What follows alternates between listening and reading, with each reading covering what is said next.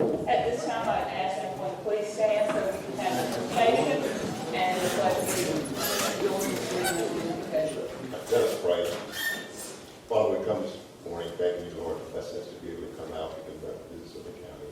Lord, we thank you for all your grace and mercy and blessings. We thank you, Lord, how you blessed our nation, our state, Lord, and our county. And we ask now that you give us the blessings as we go into the deliberation for business of the county. Bless us to make decisions that are pleasing in thy sight and to bless the citizens. In Jesus' name we pray. Amen. Amen.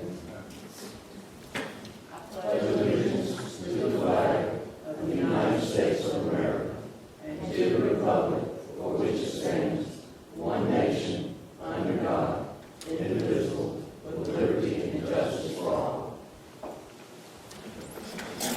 At this time, I'd like to open the resolution of the Gate County Board of Commissioners for March 7, 2017. I will call the meeting to order. First item on the agenda is approval of the amendments. Approval of the minutes. Do I have a motion? Madam Chairman, I'll make a motion that we approve the minutes for January 29 and February 7th Correct. as modified. Okay. Motion's been made to approve the minutes for January the 29th and February 7th as corrected. Do I have a second? Madam Chairman? I have discussion. I would like to make another change that needs your vote. Last meeting out on February the 7th, you voted to approve a budget amendment. And as that budget amendment was being reviewed to be entered into the system, we discovered some errors. So I consulted with School of Government and received some information that said because the budget amendment, even though it had been approved, it had not been added as part of the approved minutes, that before the minutes were approved, you could approve a new budget revision 19 and 19A and replace that in the February 7th minutes. So before you, in your packet, you do have the revised budget amendment. It's at the very back. The budget amendment did not need to have money removed from the fund balance. So that is why we are going to reappropriate the money. The money should have been reappropriated from the building and ground line item. And then the rest of the money that needed to be allocated for insurance purposes was moved from various lines within the department, such as salary that was put into the salary line from FEMA reimbursements, the unemployment insurance, and in some cases, materials and professional services for the case of the water department. And that is what this new budget amendment 19 does.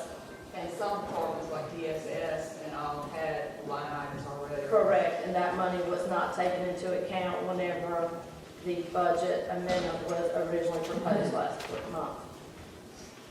And this was also engrossed in the email that you sent us? Correct. So we need a separate motion to approve the budget amendment. You need to approve the budget amendment first to replace the incorrect budget amendment, and then approve the minutes for February the 7th. Question. Yes. So, comparing this to last year's activity or anything with the insurance workers' comp, just something new, just a correction, or a correction is something new in the way we're going to do it? As we've discussed, we're now putting all of the insurance into each departmental line item. In the past, all insurance regarding property, personal liability, auto, everything had been put into building and ground. But going forward, starting now and with next budget year, it will be divided into each department. Thank you. Okay, so Commissioner Jordan, will you we will table your motion. Okay, And I'll budget, budget. I'll rescind my motion for approval of February 7th minutes to address the corrections for the 19th. And the person who seconded was Ray. Yes, ma'am. Will you rescind it? Yeah, I will. Okay, so let's take up the budget amendment that our county manager has just given us a detailed account of. Do I have a motion to approve this amendment to correct the previous one? So I'll second that motion. Okay, motion has been made and And we all talk about budget revision number 16, 17, No, sir. No. 19. 19. All right. Second. All the way through. all the way through. It's at the back of your agenda packet. I mean, budget minutes. Okay, a motion's been, Just, if you don't mind, Madam Chair, okay, which amendment shows the reimbursement back to the fund balance? There will be no reimbursement to the fund balance because the amendment was never entered into the system. Okay, so it was never taken out of the fund balance? Correct. Okay, thank you. it was easier to do it now than it had to go back and correct that factor we had. Okay, motion's been made and seconded. Any more discussions? Hearing none, all those in favor say aye. Aye. All opposed? That passes. Okay, going back to the corrections of the minutes for January 29th and February 7th. There are also minutes for February 19th. Okay, and February 19th. Do I have a motion? I'll make a motion to approve the February 7th and 19th minutes as correct. And January 29th. And for 29th also. Okay, second. Second motion. Okay, motion has been made and seconded to approve the minutes for January 29th, February 7th, and February 19th. Any discussion? Hearing none, all those in favor say aye. Aye. All those opposed? That's a pass. Okay, moving on. We have agenda adjustments, and I do have a couple. Under delegations, we need to add at the beginning, James Harrison, Adopt Highway Program. That would come under Night's delegations. And under old business, we need to add Clearscapes. And we're going to put that as number 5. That means the resolution of support of secondary roads is 6, and animal control goes down to 7. Do I have a motion to approve the agenda as modified? So moved. Second that motion. Motion's been made and seconded. Any discussion? Hearing none, all those in favor say aye. Aye. All those opposed? Okay, so we have our first Night's delegation, that's James Harrison, Adopt Highway. I think the sheriff, Jordan is also in this delegation. Morning, Commissioners. Morning. Madam Chair. I received a report, I guess, a couple months ago about litter and trash out on Highway 37. And so I went out there to investigate. First, I went to some of the neighbors in the area about the trash and noticed that majority of the trash was coming from Dollar General on that approach. And these are some pictures of when I went out there, what I found. In those pictures, you'll see it's about 50 bins of cardboard, different trash, and they haven't been covered. As you can see, there's trash everywhere, all over the ground. I consulted with Captain Freeman, and he told me that he had talked to Dollar General about a month ago about this situation, and nothing hadn't been done. I also have pictures here. This is the roadway of all the trash. And so what I did, after Captain Freeman had talked to Dollar General and the employees there, I didn't see a need for me to go and talk to them again. So what I did, I called corporate. and told corporate of the displeasure of all the trash and how it looks coming into the county, coming off Highway 13, it just looks terrible. And so I also instructed them that if it doesn't get cleaned up, that after a certain amount of time, that we're gonna start fining them until they get the situation straightened up. And the gentleman I talked to, in 2 days, he told me he would get it straightened out, get it cleaned up. And in 2 days, I went back, and they had did exactly what they said they had cleaned up. And the problem that we're having, I also rode around the county into each one of you guys' districts and saw that we have a serious problem with trash on the roadways. I called DOT, and as you know, it's a big funding issue. I called around, and Mr. Buck, Brian Buck called around. He's even written the governor, written some other legislators, trying to get this situation under control. So I was able to get in contact with the Adopt a Highway program, and this county is familiar with it because we still have some signs up. I believe New Middle Swamp still participates, and I've seen some other signs from the Boy Scouts, I believe, that participate in this program. But this program is pretty much died out in the county.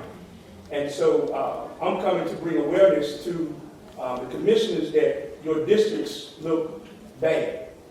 I didn't ride every road, but I did go into each district, and it's a serious problem here in Gates County. It looks real bad, especially coming off 13. We call this God's country, but God's country is like trash. It doesn't look good at all. And so I consulted with Mr. Harrison here, and he just want to bring awareness to the county and to the commissioners how the program works. And we're looking forward to you guys in your districts getting with the civic leagues and churches and really getting on board with this program. And I feel that that if you will serve the districts, then I feel that you should be the ones who go out and get with the church and civic leagues and really promote this Adopt a Highway so we can get our county back looking good. And I even, I believe it was last week, 2 weeks ago, I was going out on 37 and seeing Mr. Bundy Lane guys out there cleaning up that whole highway there, as you can see by those pictures. And I believe that what's happening is a lot of places where to serve food. If you go to those places, a lot of times people go in to get food and just throw trash out. Eastern Crossroad, duck food, down there somewhere. That's where we're seeing a lot of the trash come from. So what we're going to do is, as we ride through, I mean, I'm not going to, if I see a bag of trash, I'm going to ask my guys to open up the bag of trash, and if we find a name in that trash, whether you get Johnny or whoever to take the trash away, if your name's in the trash, then you're going to be the one who's fine with that. And we're going to have to really push, if the dump is closed, you can't just throw trash outside the gate. That's littering as well. But I would like to bring Mr. Harrison forth so he can familiarize us again with the Adopt a Highway program. Good morning. I'm James Harrison, work with NCDOT. I've been handling the Adopt a Highway program now for about 2 years. For Division 1, which is 14 counties, northeastern quadrant, we have roughly 200 contracts in the Adopt a Highway program. Here in Gates County, there's 8 contracts right now. Each contract, we require a minimum of 2-mile section, so roughly that equates to 16 miles here in Gates County. That's really not much. It's a free service that we offer. Say a church group decides they want to do this. They go online to our website, ncdot.gov, follow the links to the litter management program. They'll complete an application on there. It comes to me. I'll get in contact with them, figure out where they're interested in. When they get the paperwork resubmitted to me, we get signs up with their name on it. If this is the section they have adopted, we ask them to pick up trash 4 times a year.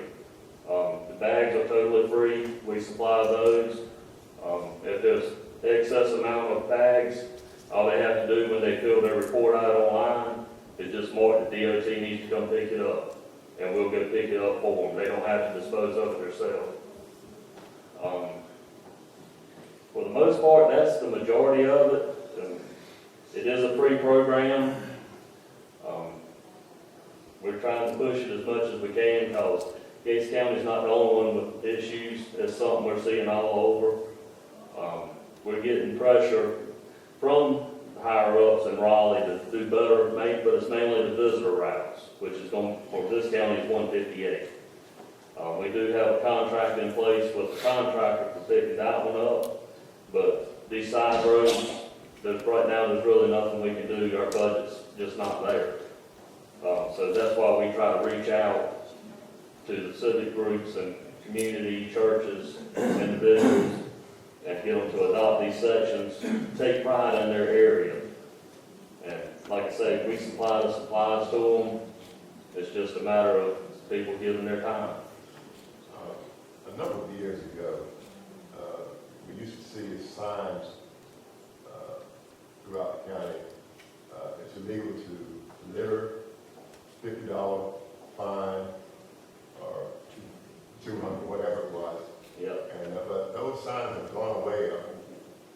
Why were they discontinued? Or I had a citizen ask me that same question from Currituck County about 2 weeks ago. When I contacted our traffic services division that handled the signs, I was told it's basically a site-by-site instance. If they get enough complaints, they'll send people to look at it and see if it warrants putting signs up. I know their budget's been tight because they complain to me when I send them these adopt highways because it's coming out of their budget for the signs, but we're working through that as best we can. Because there's really no line item in our budget for this because it's a volunteer organization. It can be one organization per county or it can be 30. And you said you gave the 3 bags. What about I see the vest, that as they walk, so people can see that they're picking up. Those are supposed to be supplied also by DOT. Each yard, just like the one here on 158, they should have bags, the vest, sticks to use for picking up litter. They have some gloves, they're called mittens, but you might want to supply your own because they're probably better than what we have.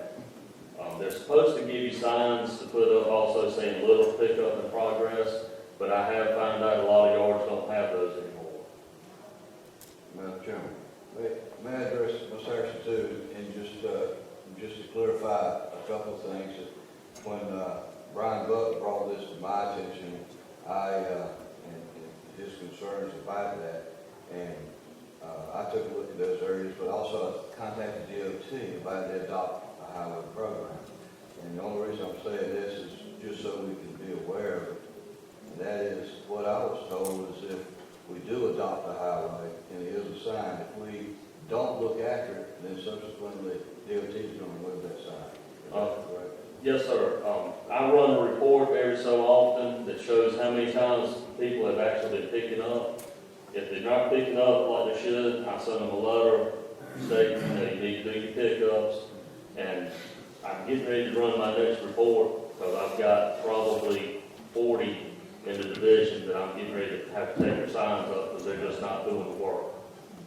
So, the reporting back to you that trash has been picked up will be done online as well? Yes, sir. So it would be a person for each group in charge. Yes, sir. Now, how about if that group was close by to one of our waste sites and they just took it there, dumped it in there, sure, that's fine, but they need to go online Yes, sir. and not depend on our DOT to come pick it up. Correct. If they do that, they need to still fill out the report. Yes, sir. The reporting online, what it does is give our people in Raleigh the opportunity to pull a report and present it to the legislators and saying, this is what the people are actually doing, this is the trash that's out there, so that it helps loosen their pockets a little bit too. I know it may seem crazy, but for them to get credit so they don't, Yeah. would you rather DOT pick it up? when DOT picks it up, I get nothing out of that. What I look for is when they report it. If they have trouble with the website, they can always call me and I can enter it in myself. I've got several, that's how I handle them, just because they're not people that use computers. And they've just revamped the website, so it's still going through some tweaks right now. I'm still learning with the new site. Well, thank you, and hopefully we'll have people in our communities to step up and, from the churches, the civic clubs. I know the Sunbury Religion Club does Sunbury like 4 times a year, I believe, because I see them like that on Saturday mornings. So talk to the civic clubs and school organizations as well, be a great service project for some of those organizations. Well, thank you. Any additional questions? No question, we'll let comment, we had a 5-part meeting and we brought that up, so we're gonna take the school with them, let them contact you yet. Haven't gotten anything yet. I checked this morning. Like I said, go to the website, and where they have updated it, they're using the GIS sites more now, and you can actually zoom in to check to see if the roads you're interested in is already under contract. To kind of help you narrow down where you're looking at. Also, you can see if there's trash on it, yes. If you turn the satellite view on, you probably could. I just have a question, just for information. We don't use prisoner labor anymore to do the roadside traffic, and if we don't, why? My understanding on that was the funding was being given to DPS, and over the years, I'm sure y'all noticed, the work crews got to be less and less, but their funding was staying the same, and it's finally coming to the attention of the legislators that they weren't doing the work that they were getting the money for.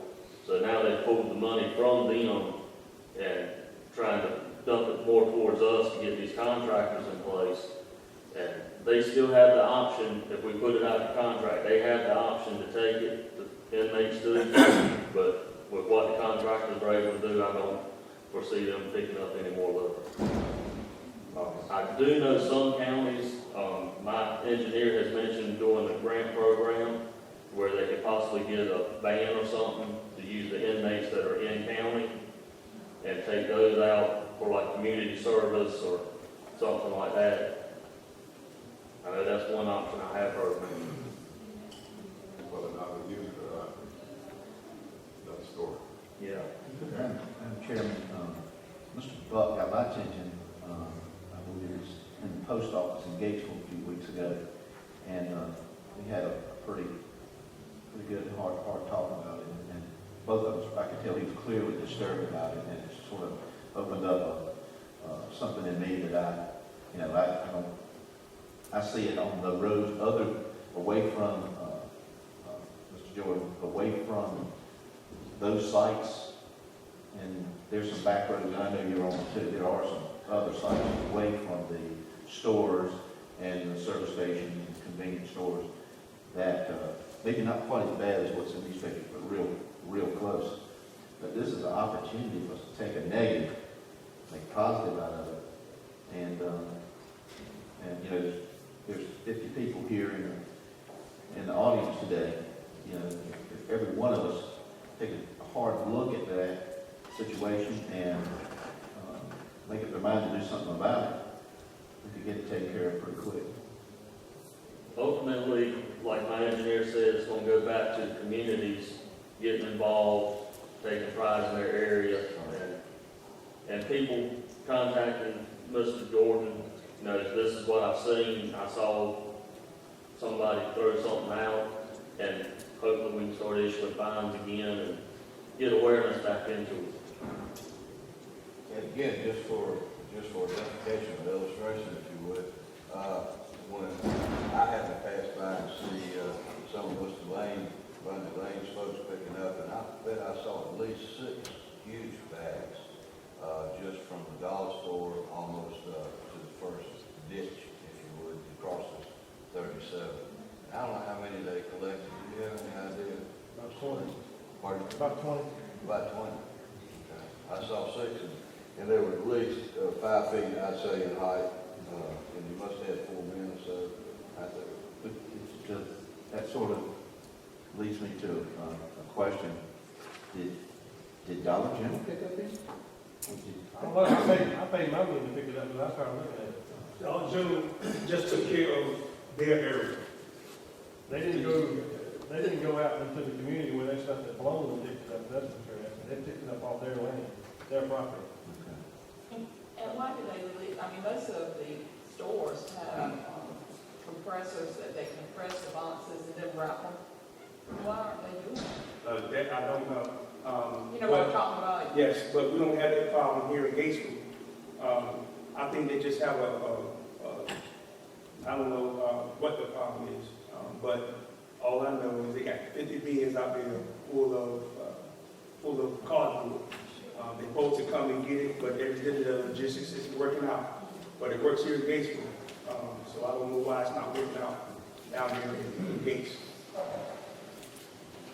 Okay, thank you, and certainly, hopefully, we can get some people to step up. And I know private individuals pick up things where they live, keep their, their straight. Well, Madam Chair, you probably hear, I think Mr. Butler might have some things to Yes, say sir. already. So I'm on the agenda, and I don't Oh, want yeah, he's on the agenda. to be, so, I mean, I can take care of it right now for permission. I don't want to beat it to death. Well, let's go in order, Okay. okay, and we'll get that, okay? Okay, thank you, because we have a non-nice delegation, and that is Lance Simpson. Trillium, Brian Baker. Brian Simpson from the East. Yeah, that's right. He's the historian of municipal law. That's right.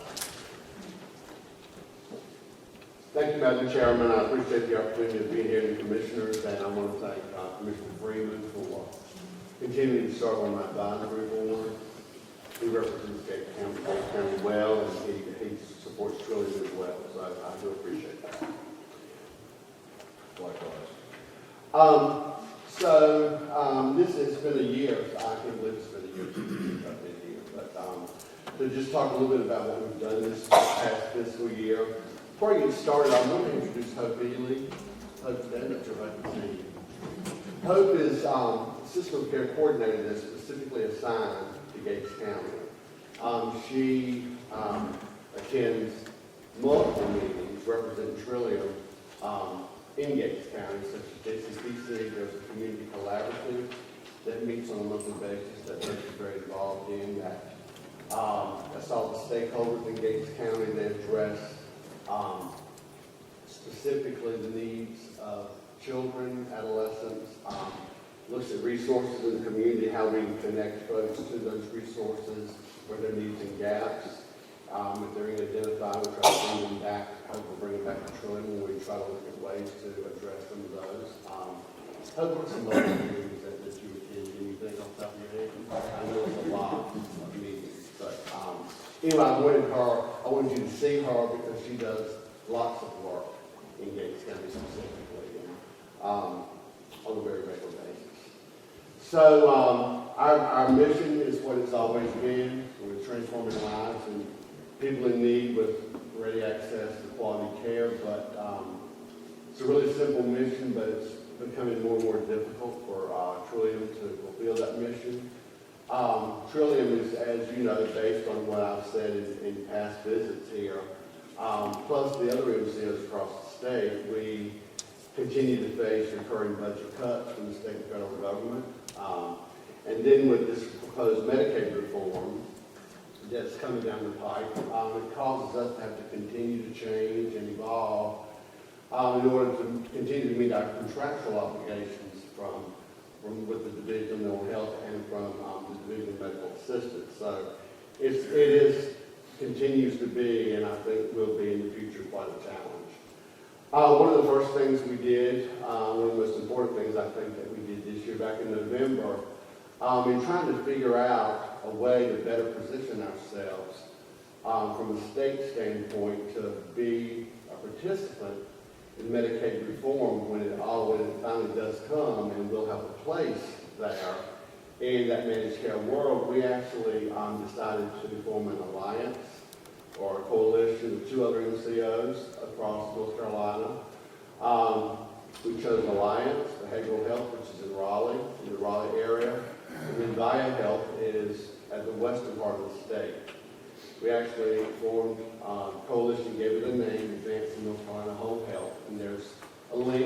website that we established where we periodically put questions and answers around Medicaid reform, what's going on in Raleigh, what things look like, what we think is going to happen.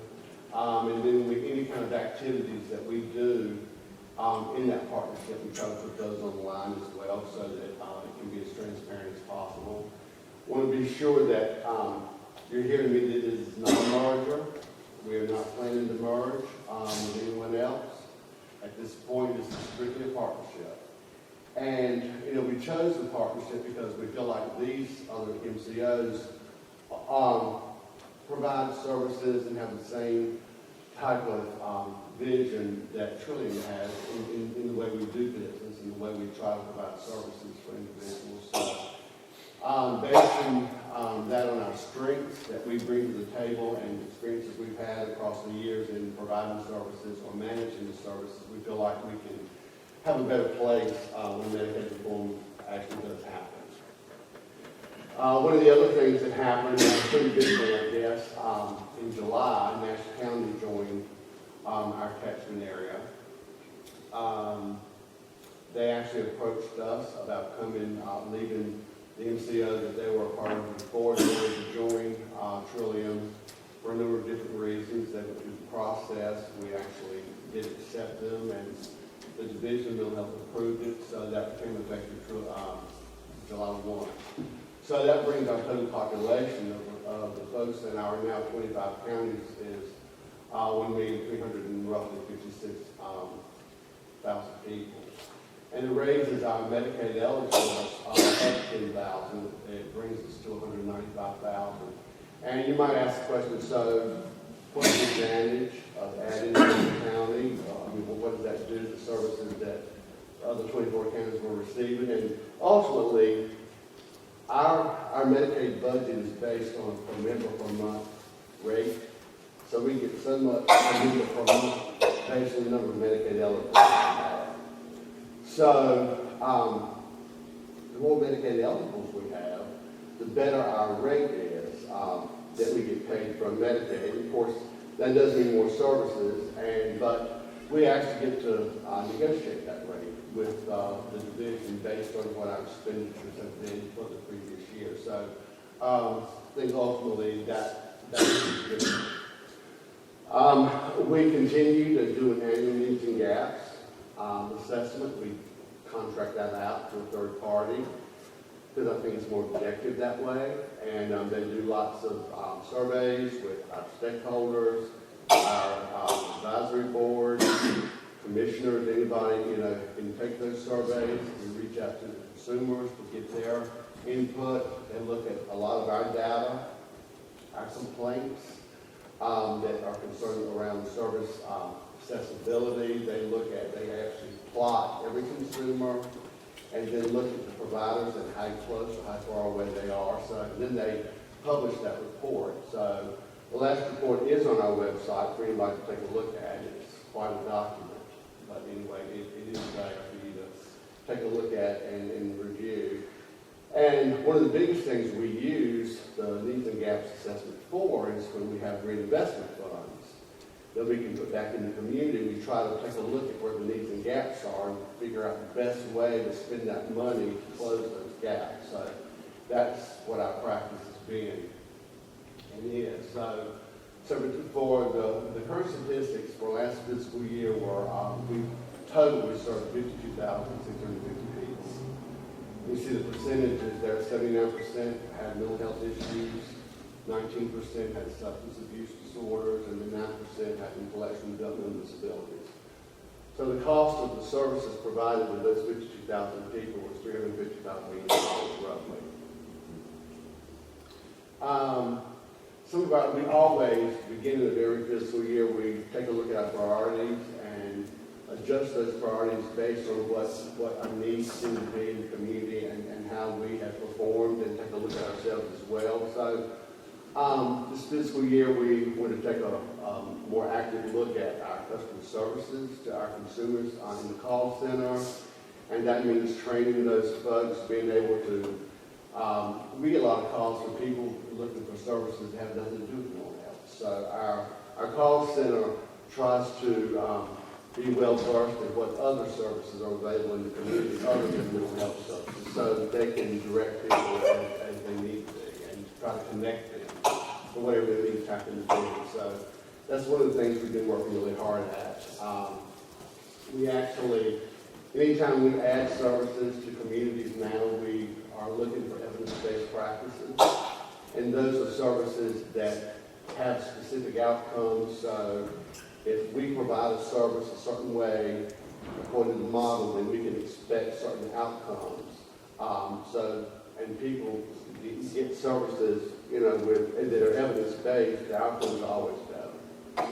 So that's why we focus on those as well. We've done a lot of stuff, a lot of projects to increase in technology. It's a technological world, you know, with Twitter and Facebook and just using technology and accessing services. We've actually tried to increase our use of technology. One of those technologies is sitting in the lobby out here is the kiosk that people can access services and have and actually do assessments online and get connected to our provider directory and to our call center for actual appointments. One of the other things that we always try to do is try to increase our relationships in the community through our advisory board and through the system of care where that HOPE's involved in to try to be more accessible and to try to hear what's going on in our community. So we try really hard to address that through our advisory boards.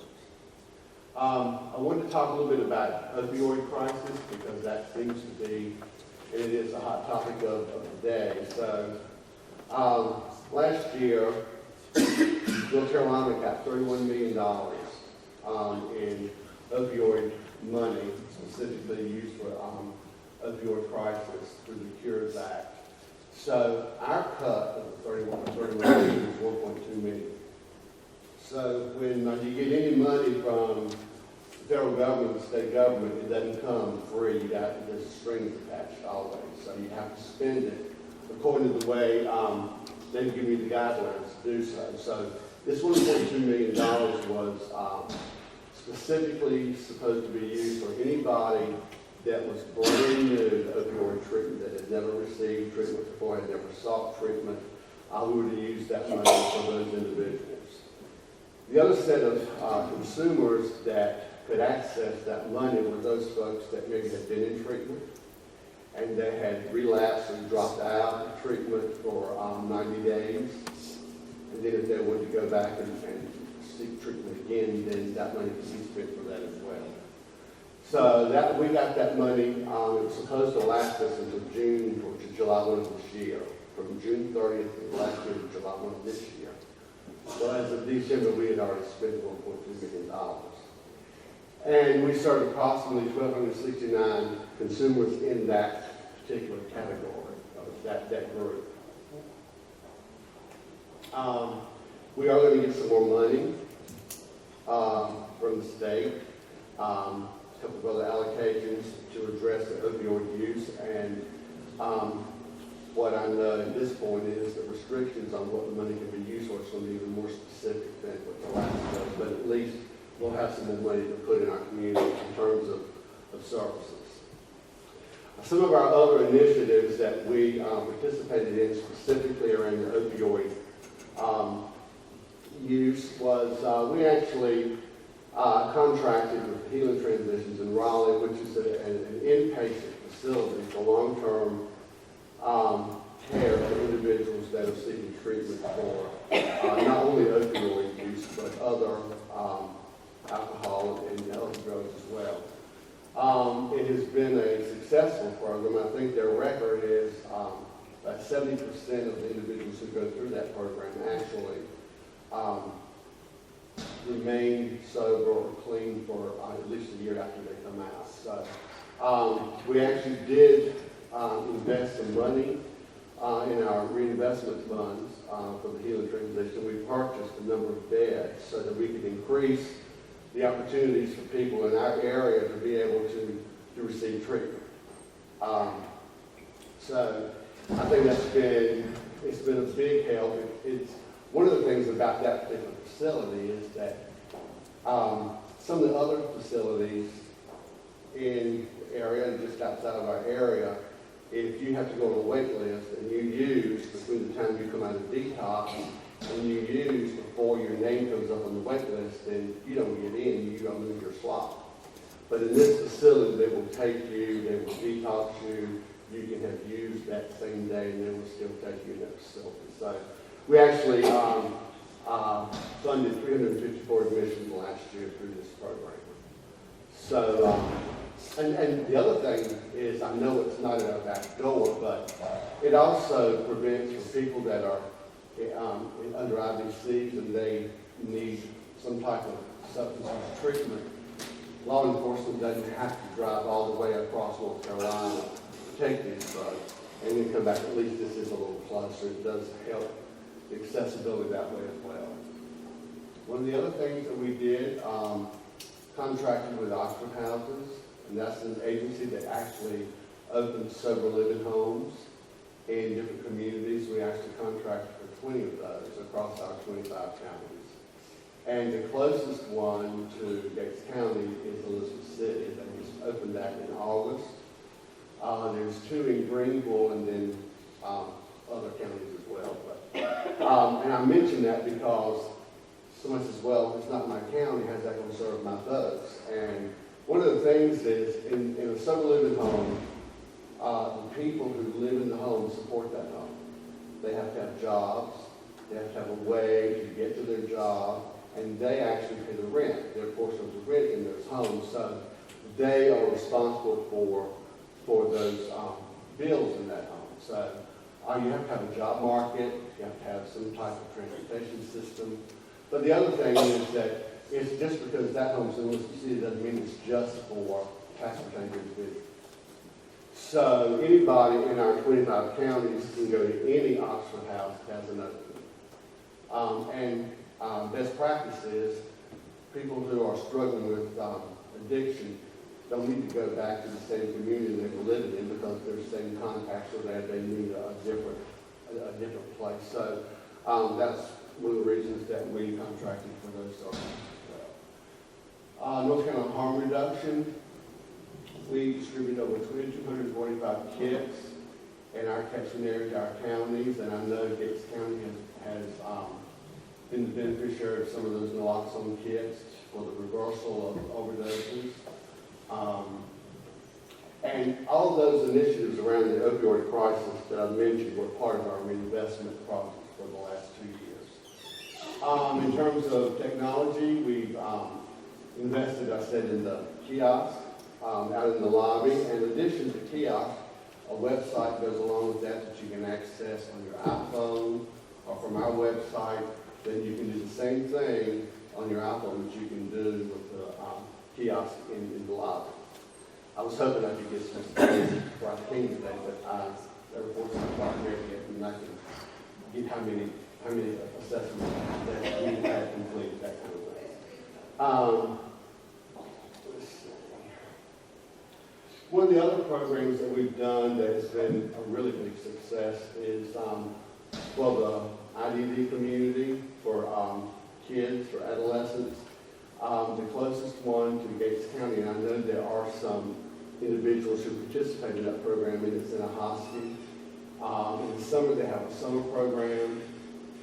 And during the school, they have school programs after school, and there's a respite facility as well. So if parents, kids with disabilities need to go out for 3 or 4 hours, they can drop their child off there, and they can be sure they're taken care of, and they can get a break as well. The program in Ahoskie is actually adding an adult component to that program as well. So they serve adults with IDD as well. And it's also a place that parents can go and with for support groups, and they're doing some of that in Ahoskie as well. But I do know they serve several surrounding counties, and I know Gates County is one of those. And you know, like the playgrounds. Some of the other things that we've done, evidence-based services I talked about. I know that Gates County always hate to say this, it doesn't really have any providers that directly located in Gates County, but there are a lot of in-home services that are provided in Gates County.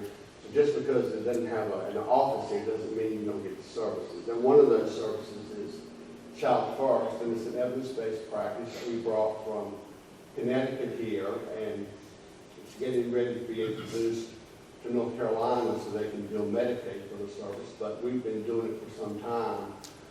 Trained clinicians, contracted with 2 or 3 different providers to provide this service. And we picked this service because it was a gap in our service array from the state. There was nothing that really addressed the needs of 0 to 6.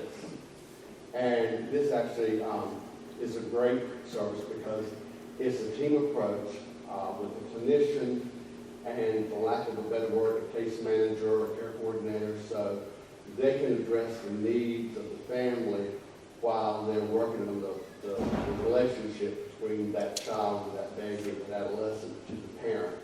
So for kids that experience toxic stress like domestic violence, maybe substance abuse in the home, we get a lot of the referrals we get from DSS. Or either they could be homeless, they could have issues like trying to get food. All of those types of things are addressed in this program, as well as working on any mental health issues that the parents or the caregivers have in relation to that child. So it's been a very successful program at this point, and that is something that's offered here in Gates County. We did the Rachel's Challenge, which was in 289 schools across our catchment area. It's a curriculum for school systems that address bullying, teen suicide, that kind of thing. We paid for all the costs up front for to have those meetings and to train the school staff, and then the schools will take up the continuing part of that program in the school system. So, and for some schools, that's been also very successful. So, for Gates County specifically, last fiscal year we served a little over 300 people. 238 of those folks were served with mental health services, 40 of those with substance use, and in the IDD community there were 42 of those individuals. This is child and adult. I wanted just to mention something that I just found out about that we're doing, and it's so prevalent, I think, because of the issues around school violence and what seems to keep happening across our nation. But we've actually, our communications department has put together a school and community violence brochure that we're going to mail out to all the school systems in our 25 counties. And it has things in it like our contact information, how to access services. It talks about warning signs that school officials and school personnel can look for and how they can respond. Some of the other things it talks about is that's available to the community and to the school systems. One of those would be, of course, CIT training that we have for law enforcement. And I don't know that we've had a training in Gates County, but we've had a lot of participation from Gates County law enforcement in trainings in Ahoskie and some of the surrounding areas. So CIT stands for? A crisis intervention training, sorry. And it basically gives law enforcement another tool for the tool belt to, when they come and they realize this person has mental health issues, it's a different way of approaching them so that maybe they don't have to get fed. Maybe there's another route for them. So just kind of tries to educate law enforcement about maybe different types of ways they can communicate and deal with people with mental health. One of the other things that seems to be a little bit underused in my opinion, but it's a great training. Of course, the CIT training, it doesn't cost law enforcement anything. We provide youth mental health first aid training. And that is a training, and there's an adult version as well. And our training department provides that training free of charge as well. But that's a training that actually recognizes, helps, for example, if it was taught, people in the school system took this training. It's a way for those folks, and it addresses in a way that lay people can understand maybe what to look for in terms of signs of mental illness or signs that there may be problems for adolescents, and maybe a different approach, how to react to them, what to look for, those kind of things. It's, I think, a very valuable training. And, you know, we have done those trainings across a number of our counties. School systems have participated. We've done them in churches, we've done them in communities, we've done them in DSSs. So it's for all the community. And then, as I said, there's an adult version of that as well. One of the last things I'll mention, because this is another service that people don't see, and a lot of people don't know about, because it's one of those services that comes into the county, but we do contract with Recovery International, which is an agency that hires a lot of peers, and that's people that have lived experience in recovery. And we do classes every month in every county. We do get a report that tells us how many classes they had in each county, how many participated, where those classes are, and they usually, you know, sometimes they'll do them in community centers. I have known them to do them sometimes in different types of residential programs, even long-term care facilities, because there are people in those facilities that struggle with mental health as well. So that is something else that, and you know, the one thing about these trainings, there's 6 different curriculums that they use in training, is that sometimes some of those classes reach people that regular treatment doesn't, they don't seem to respond to. So these different ways, another way to try to reach people and get them the services that they need. That was a lot in a short time. I tried to be as quick as I could. Is there any questions for me? Thank you so much for that, your informative presentation. And of course, as you pointed out, mental health is a big issue currently in the nation, but also in the area. And one of the problems is finding treatment. Right. So jotted down all those things, because unfortunately, we have people who need somewhere to go. Right. What are the access points for our citizens to know in order to get mental health assistance? If there's someone that needs to be referred, what are the access points in Gates County? Well, there's not an access point in Gates County, but our access to services is our main line that all the call center people know what's available in the county, so everybody calls the same number. So it doesn't matter where you are. Instead of going to the Department of Social Services or whatever, just have like a main number. We do. We have, county manager, we have that posted on the Gates County website. I think so, but also if someone uses the Trillium kiosk, that will connect you as well. And I think we have, I don't know if it was at the community center that they had to have a booth and had the magnets. Right.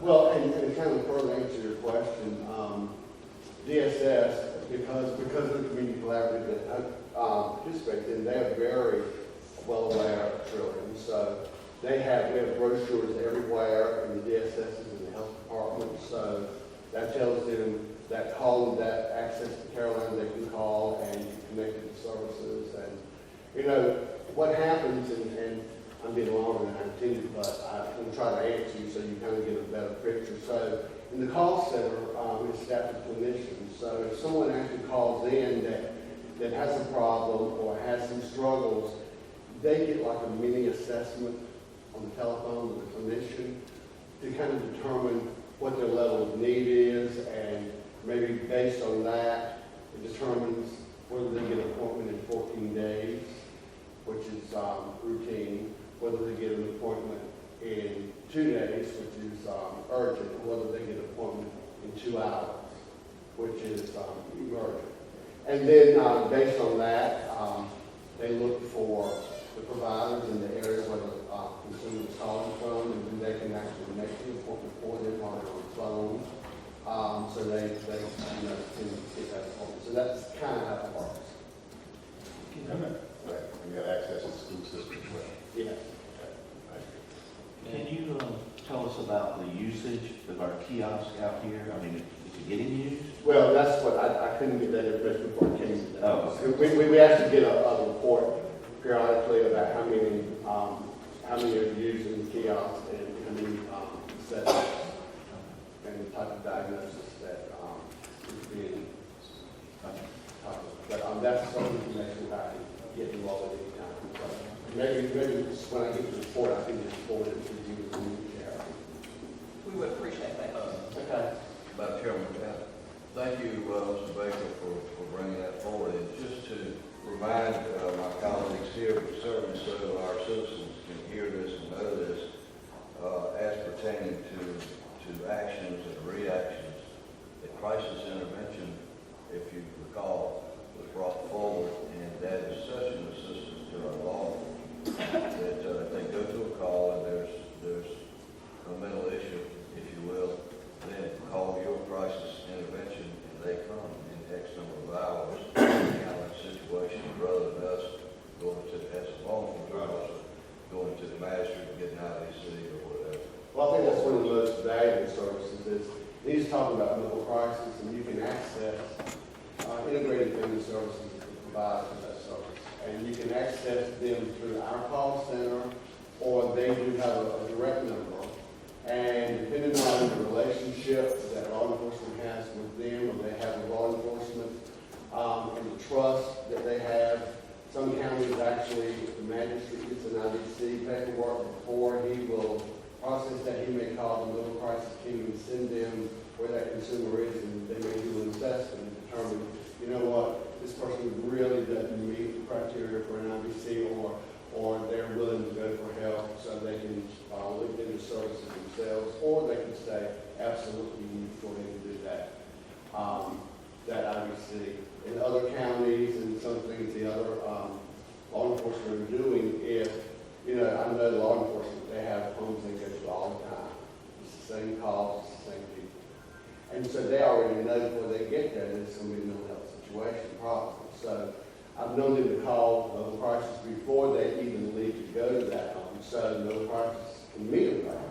And if it is a mental crisis issue or mental health issue, law enforcement doesn't have to step because mental crisis can take care of.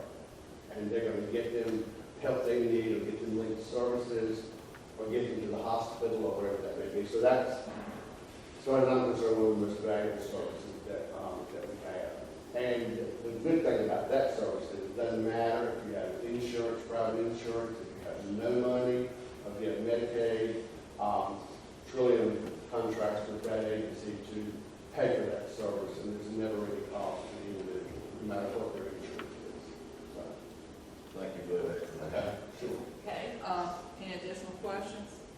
Thank you so much, and thank you for the services you provide for the citizens of this county. Certainly they're needed.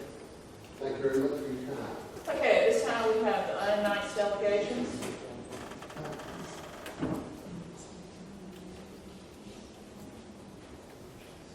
Okay, Mr. Douglas Bailey.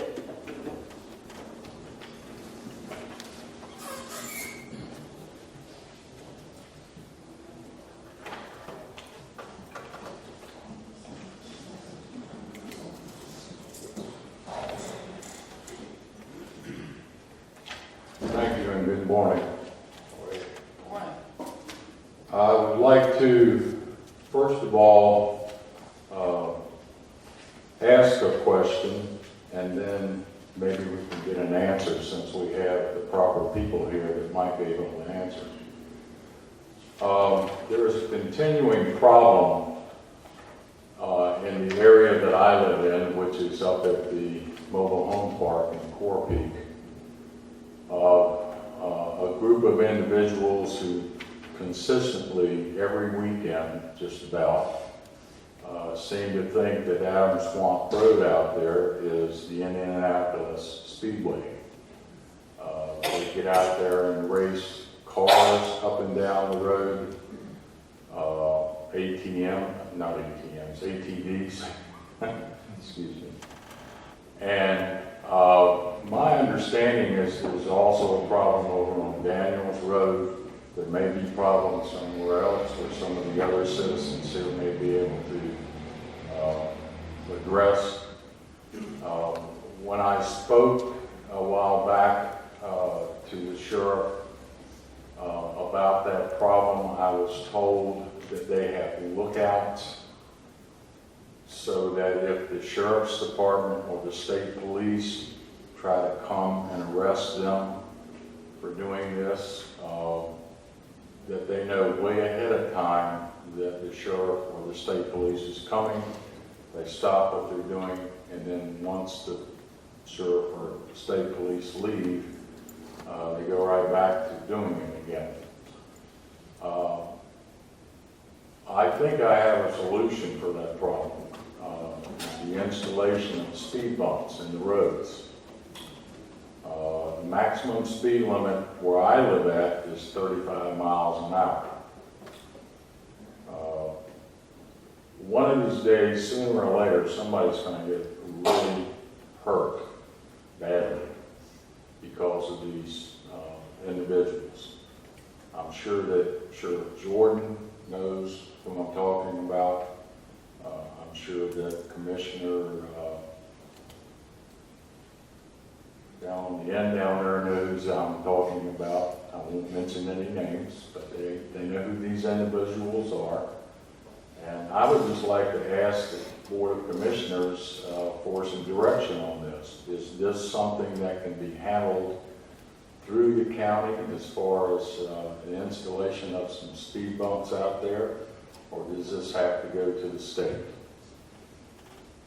I think it is a DOT. State, the county is not responsible for maintaining roads. So that would be a DOT request. Okay, Mr. Harrison? That's not the department I deal in. That would be maintenance, and my suggestion would be contact the division office over in Eatonton. They would probably be the ones that would probably get you in the right direction. Okay. I'm just trying to help out the local police department because I know it's a problem, they know it's a problem, but there's very little they can do about it, like I said, because of the lookouts. The one time that they did come out and make arrests, it's because they had an unmarked vehicle that was sitting out there, and the guy come blowing by that unmarked vehicle and got arrested. And after a long chase through the woods, they finally managed to arrest this individual. And it is a problem because like I said, sooner or later somebody's going to have a crash, get hurt. You know, somebody out there pulling out of their driveway, whatever, is going to get hit, and it needs to be addressed. And I just wanted some direction because I want to try to get that problem solved. And I appreciate your time. Yes, sir. This happened on certain days or certain times? It's typically on the weekends when weather's nice, or mostly nice, you know, like a couple of weekends ago. I don't think they're crazy enough to go 90 miles an hour in the rain, but I don't know, maybe they are. And mostly midday or?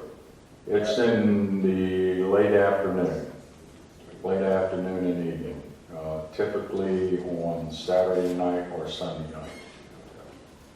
And it's the same individuals that were arrested a while back, that same group of people that are doing it. We'd appreciate any help, any kind of relief we can get from that. Thank you. Okay, thank you for bringing it to our attention. Okay, Lady Lane.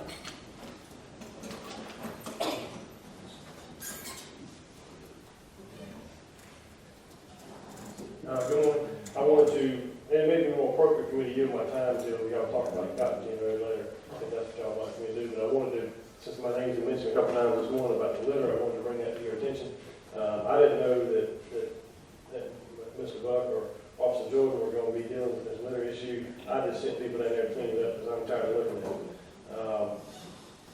I would say this, I don't know if the county can impose higher fines for littering than the state. I would suggest that y'all look into that. We need to instill a sense of pride, in my opinion, in our county. That needs to start, really, in my opinion, at the public school system, because that's where we have access to most of the kids. But we need to instill that sense of pride and take pride in our community. We live in a great community, and we have to have pride in it. And that will extend into a lot of other areas. I'll quickly say that this past summer, I was fortunate enough to visit Switzerland with my daughter over there with the horses, and there's no trash.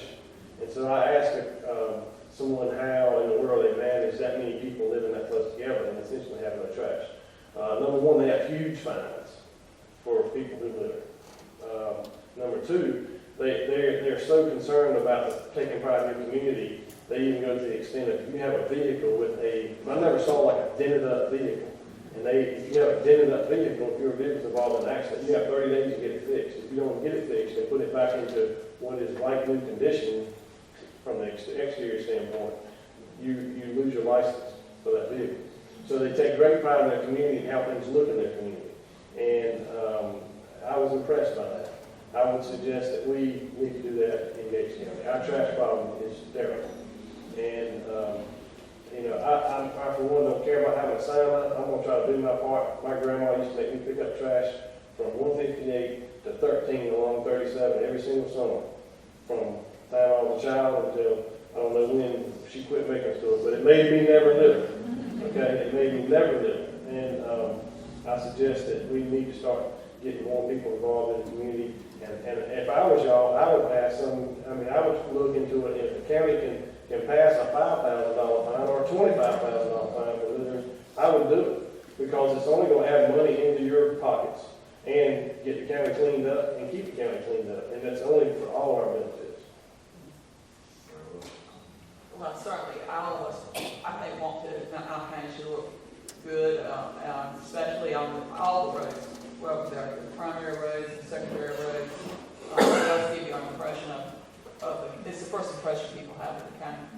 And I know people who, I could pick up on 32 every week where I live, so I understand that. I'm not sure that we can raise. I've already made some notes. So. Okay, we want to check into that. I know Dare County for a time said no plastic bags. But Yeah, yeah, they got special legislation through the General Assembly. Because at least the paper bags are plastic. Okay, but I'm kind of known to take some notes, so hopefully she can come back with some reports for us. And thank you for your concern, and thank you for cleaning up your part of the world. Okay, next is Brian Buck. Beat this to death. I don't want to beat this to death, but I do want to thank you for hearing me. Because the only reason I'm here is to really bring it to an awareness, and an awareness on a state level as much as a county level, because I'm not going to stop here. I'm going to carry it right on to the state level because I'm sick of it. I'm over it. As well as you know, I think everybody's on the same team. I mean, I think if I took a poll out here, it's only a very few percentage of people that litter. So I think we're all on the same team, but we just got to figure out what do we do? Where do we go from here? So I want to read you something very quickly, and I got a handout for you, if I may. I want to hand this out to you because I think this is Bundy mentioned that we got to start at a lower level, but I want to start with this. I want to just read this to you very quickly. I know I don't have a lot of time. In North Carolina, to litter, it's a class 3 misdemeanor. For amounts of litter not exceeding 15 pounds and not for commercial gain. Fine between $250 and $1,000 for the first conviction with a possible 8 to 24 hours community service. Subsequent convictions.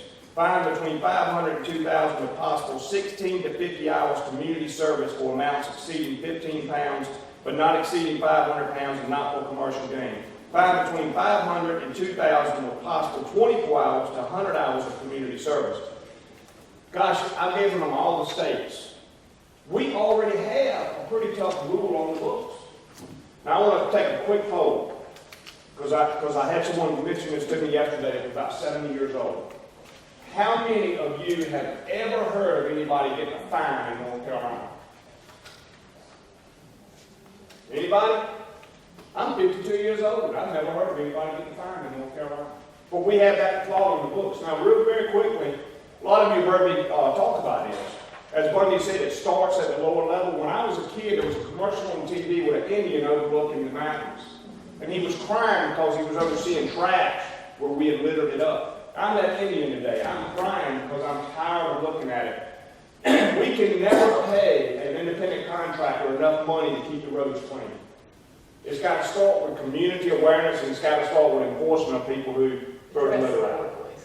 It's got to start there. It's got to start, as Bundy said, in the schools with the kids. You know, my daughter could tell me when she first got in the car, she said, "Daddy, wear your seatbelt." All of them know you can't drive and drink. There's a letter that's been written from the Hall Ruleton Club to the governor, and the guy that wrote this letter for the Hall Ruleton Club says he's not going to stop local. Okay? This is a letter that went out. And as Perry Ewell mentioned in here, we don't have enough money to keep the roads clean unless we get the citizens involved and we enforce the law that's on the books. So I want to tell all of you, I've researched, and just to tell you what's happening, as you can see, it's not working. It doesn't matter what the laws are or what is in place, it's not working. So we got to change. I'm glad the mental health was here today, because the only thing I can think of was the definition of insanity.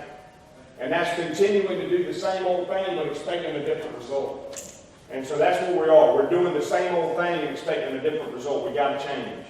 And that education level, as Bundy said, has got to start where we're little. So I'm asking the commissioners to ask the governor to get involved and put money back in these programs and get these people educated, because it's only going to get worse. When you see, I had a conversation with somebody out here today that said, you know, there's a mattress and box spring that somebody threw out by my house. Let me just tell you, nobody's going to pick that up. Nobody's going to pick it up. I've talked to the state. Nobody's going to pick it up. Nobody's going to put no litter signs back up again, because as I heard from the state person this past week, there's no money to put those signs back up. So they're not going to get put back up unless we start at our level and we go higher and ask for that funding to put these programs back in place. And that's basically what I wanted to do, is make an awareness. I'm glad the paper's here. I hope he'll do an article about our trash issues, and let's get a grassroots program, and let's let it start in Gates County. Everybody's on the same team. We just need a leader. And I want Gates County to be the leader to the North Carolina state. Thank you, and I think we certainly can compose a letter to the governor. Here's a letter. I'd like to pass this to you. This is a letter that was written from the Hall Ruleton, and I would love to see Gates County write a letter to the governor, because I'm not going to stop here. I'm going to the governor. The trash issue is out of control. It's awful. So, thank you. Thank you. Very well. Madam Chair, I'm curious here. Rob, do you ever know of anyone ever being arrested for littering? I believe that there's some tickets issued. As far as arrested, I'm not aware of. But I do know that there's some have been ticketed. I did miss one thing I want you to read when you get a chance. My buddy said he went to West Virginia not long ago, no litter on the side of the roads. The reason that there's no litter, West Virginia now has up to $25,000 fine, and they post it. So, and the only reason I'm here today is because when I contacted the local sheriff, he got on the ball and he started approaching these situations. And I want to thank him for that, because that means a lot when you have a local law enforcement that's willing to make that phone call and go out there and try to help us enforce this. So I want to thank the sheriff's office. Thank you, and thank you for your comments. And I do believe we can write a letter to the governor in support of restoring funding for littering campaign, no littering campaign, and signs up. Yeah, and we only got laws on the books where the sheriff's department can implement. I'm not sure, I don't think we need to write an ordinance No. for the county, but certainly we can contact the governor and legislative office. Do I have a motion to instruct the county manager to write such a letter? So moved. Second. Have a motion been made and seconded to write a letter to the governor for restoration of funds and signage without littering.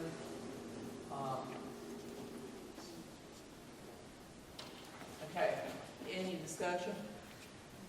In the letter, I would certainly recommend that we note this conversation today, and if we found it to our advantage to send this letter from the Hall of Works and Public, he's probably getting it anyway.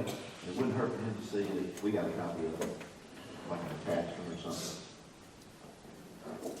Okay, I think we can manage that. Any additional? Hearing none, all those in favor say aye. All those opposed. Okay, thank you. And thank you for your efforts, and we'll continue to work on that issue. Okay, Sammy Denton. Hello.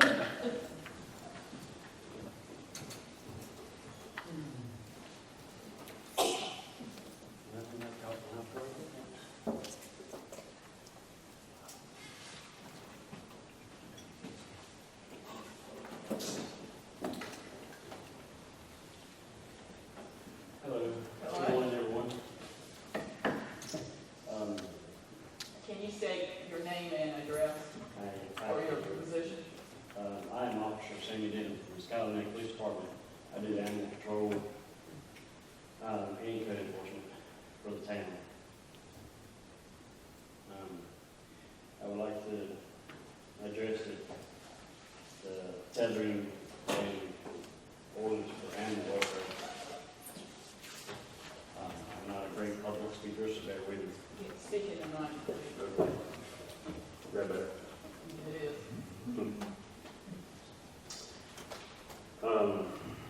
Let's see. Like I said, I'm not a great public speaker, so bear with me. But when I was asked to visit, I couldn't refuse because of the passion I have for the animals. Now, I believe that education is key in my role as animal control warden for the town. I have taken many classes, training seminars, such as animal cruelty investigation, dog fighting conferences, rabies control, and vaccinations, just to name a few. Being up to date on all the ordinances, dog laws, allows me to educate the public. For example,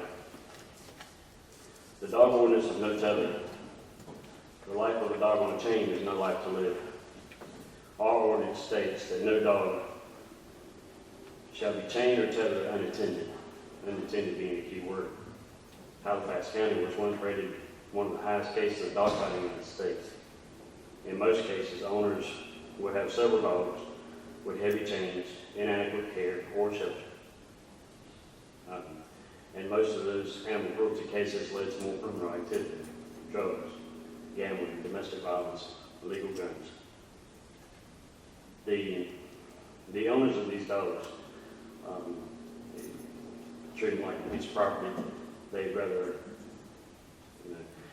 treat it as a piece of property rather than a companion, a friend, or even a family member. These dogs on chains are helpless to the conditions that they choose to be in. When the law of no tether was placed in effect, and that was August 2016, for Scotland Neck. The east side of Scotland Neck was probably 70% pit bulls on chains, 24 hours a day, 7 days a week. When I first started my work there, I did not ride the streets looking to write as many citations as I could, or sit outside someone's house seeing if they put the dog on a chain. It was more about educating the owner, or educating the owner. The number of dogs at large did not increase in the town. However, what happened was a transition to better treatment of animals. Pens were being placed, dog houses, and constant supply of necessary substance, food, and water. People were actually walking the dogs on leashes, being present with the dog while they hung out laundry or mowed the grass. The dogs showed signs of being better socialized, happiness, and more trusting of people. The neighbors and your kids playing out in the yards. A more socialized dog decreases the chance of attacking or biting citizens or people when you're loose. Also, the chain ban doesn't rise the cost for the town or the county, or take up more resources. PETA has helped tremendously, making signs, pamphlets, and any help that is needed, they're there.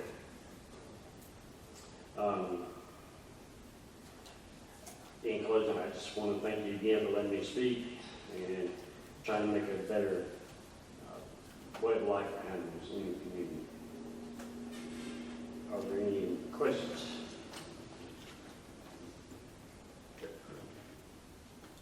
Well, thank you Yes. for coming. And tell us, okay? I have a question. Yes, sir. You said no dog can be chained or attended unattended. Unattended. Well, if I'm in my house and the dog's in the backyard and, you know, you see out the window or whatever, as long as the owner's home and he has visual view of that animal, would that be unattended? Would that be attended? I mean, Not necessarily. Normally, what I do in typical cases like that is communication. You know, if I see you have a dog on chain, and I walk up to your door, initially, I want to talk to you, and I want to find out, you know, if you are watching the dog. It's not an automatic issue for a citation. Being I can tell the difference between a responsible pet owner and one that is not.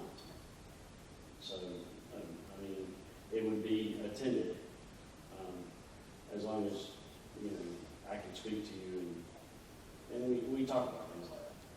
And a lot of people do that. A lot of older people in our community will leave the glass door open and they'll put the dog out for 15, 20 minutes, hour. But that's attended. They're out there, they're watching the dog.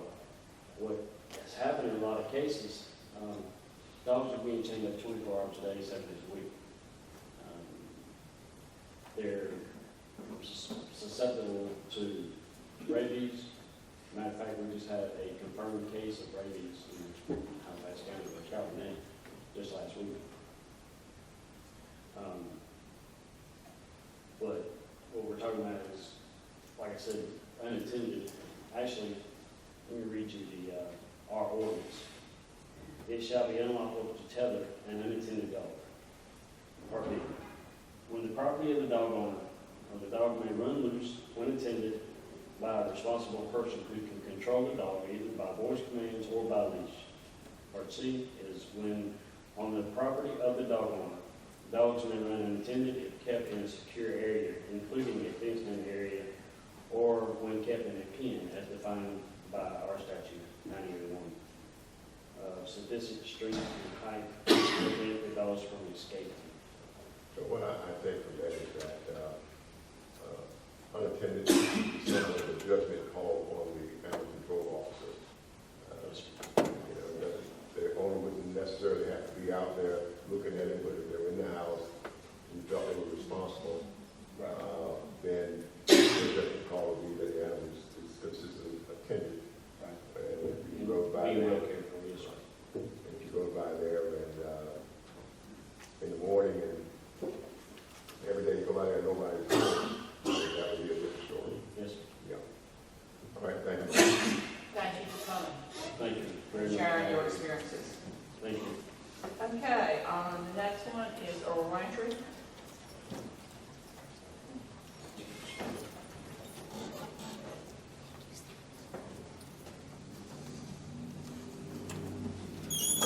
Jack, I hadn't talked to anybody this morning, so I don't know really if I can talk or not. You asked me what I was doing so quiet. Yeah. I just wasn't on my agenda. I knew that I'm getting kind of tired of coming and wasting my voice. I sent y'all a couple of emails, express my dissatisfaction. I think y'all were able to gather that pretty good, Ray. And it wasn't so much that, it was just the attitude that after coming up here over the years is how that, you know, that I don't really honestly feel I'm that dumb, and I think I have some pretty good ideas, but it's really hard to get through those ideas to commissioners sometimes. But I do, this is not on my program. We were talking about the trash. You know, it's talking about the paper bag issue.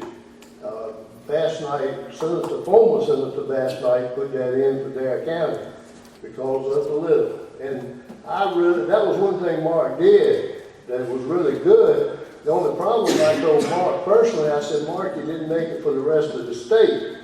And then that y'all had contact with cotton growers.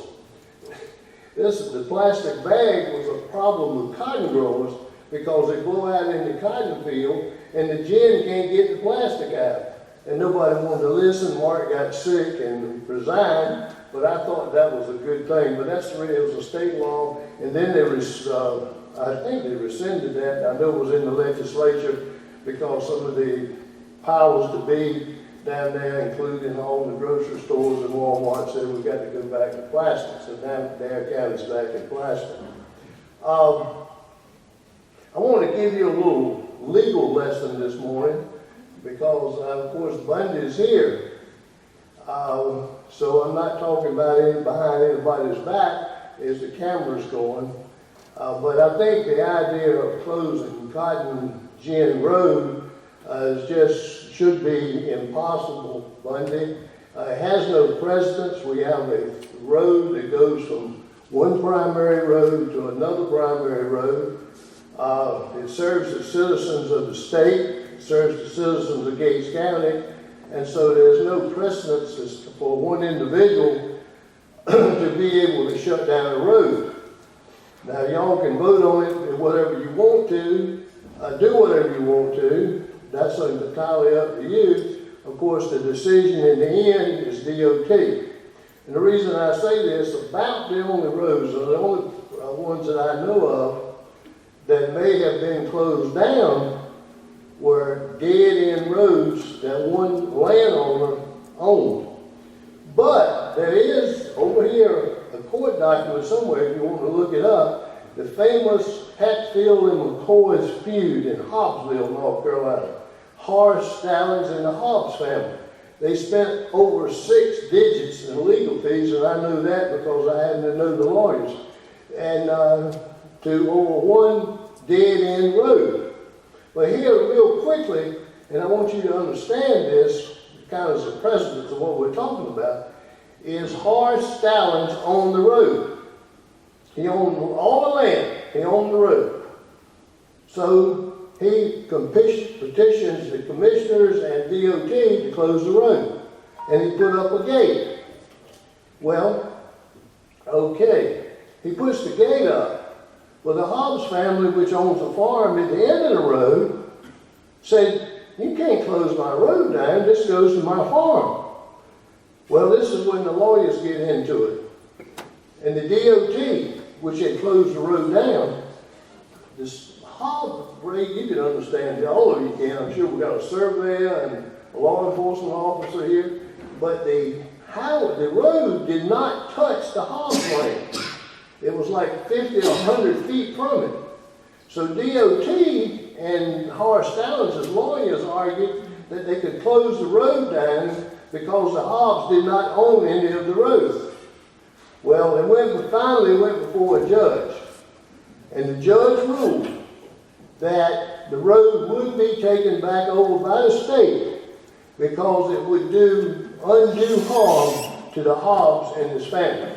And y'all understand what I'm saying. So it's not something to be taken very lightly that you could, and I would really like to petition to close down the Folly Road. It is the most traveled secondary road in Gates County. And it's getting harder and harder for me to get to the mailbox. And due to the fact that I own part of the road, I'd like to have that closed down while y'all are doing this. The next point that y'all got hard on, and that's the dog ordinance. Now let's look at the facts.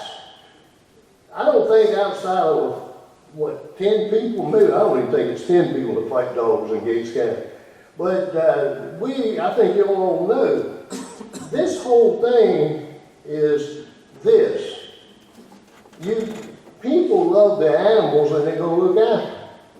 I think having sit here for part of the time, and the meeting lasted 3 hours, to go over ordinances in all these other counties, having a packet from Peter telling us what kind of dog houses we have, I have not found one single person in Gates County to call me up to think that that should happen. We should have write our ordinance here. We don't need somebody coming down here from Hampton, Virginia, in a group that is known for what it's known for, telling us in Gates County. Now, I'm pointing that out as me speaking, but that's not just me speaking.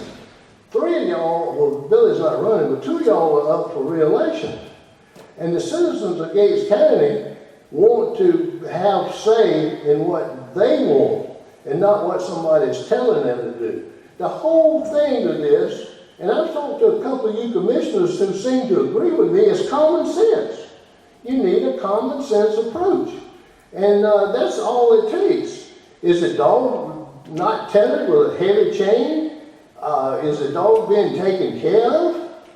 Is the dog dry when it rains? You don't have to spend hours in writing this thing that you're not even going to be able to enforce. But y'all got the email. The public didn't really know this. Well, they do public know it because I put it on Facebook. And as I pointed out to you, this morning I had 736 friends on Facebook. And it's the new generation of information. But the point is, I put to y'all, the commissioners, the opportunity to have a group of Gates County experts who had years of college in the welfare and animal science, and none of y'all listened to it. You didn't even care to. And not a single one of y'all up here. Now, when I need a survey, I went to get Billy to survey. If I need a law enforcement officer, I'm going to go look for Ray. If I need a tie, I'm going to go look. Jack, can I get a tie from you? Linda and I have spent time and time talking about history. So I could never understand, outside of the fact that you had some problem, why we couldn't have had a committee of county experts to come up with a common sense approach to this. So no matter what you do it. But you just remember what you're doing. That's all I have to say as far as Doug would say. That's all I got to say about this. Thank you. Thank you for your comments. Okay, at this time, okay, Anthony Felton. He submitted a letter that he asked to be read this morning. Good morning, my name is Anthony Felton. I'm from your area. I'm sorry that I couldn't attend the meeting. I would like to know if we still have the old courthouse committee that is part of dealing with the old courthouse in Gatesville. Have we come up with an idea on what we're going to use the old courthouse for, or are we still in the decision-making process? I would love for the building to go into good use. Thank you. Well, I think that committee is disbanded. That committee has not met since 2013. That has been disbanded. Okay, at this time, I think we all need a stretch break, so let's do it for 5 minutes.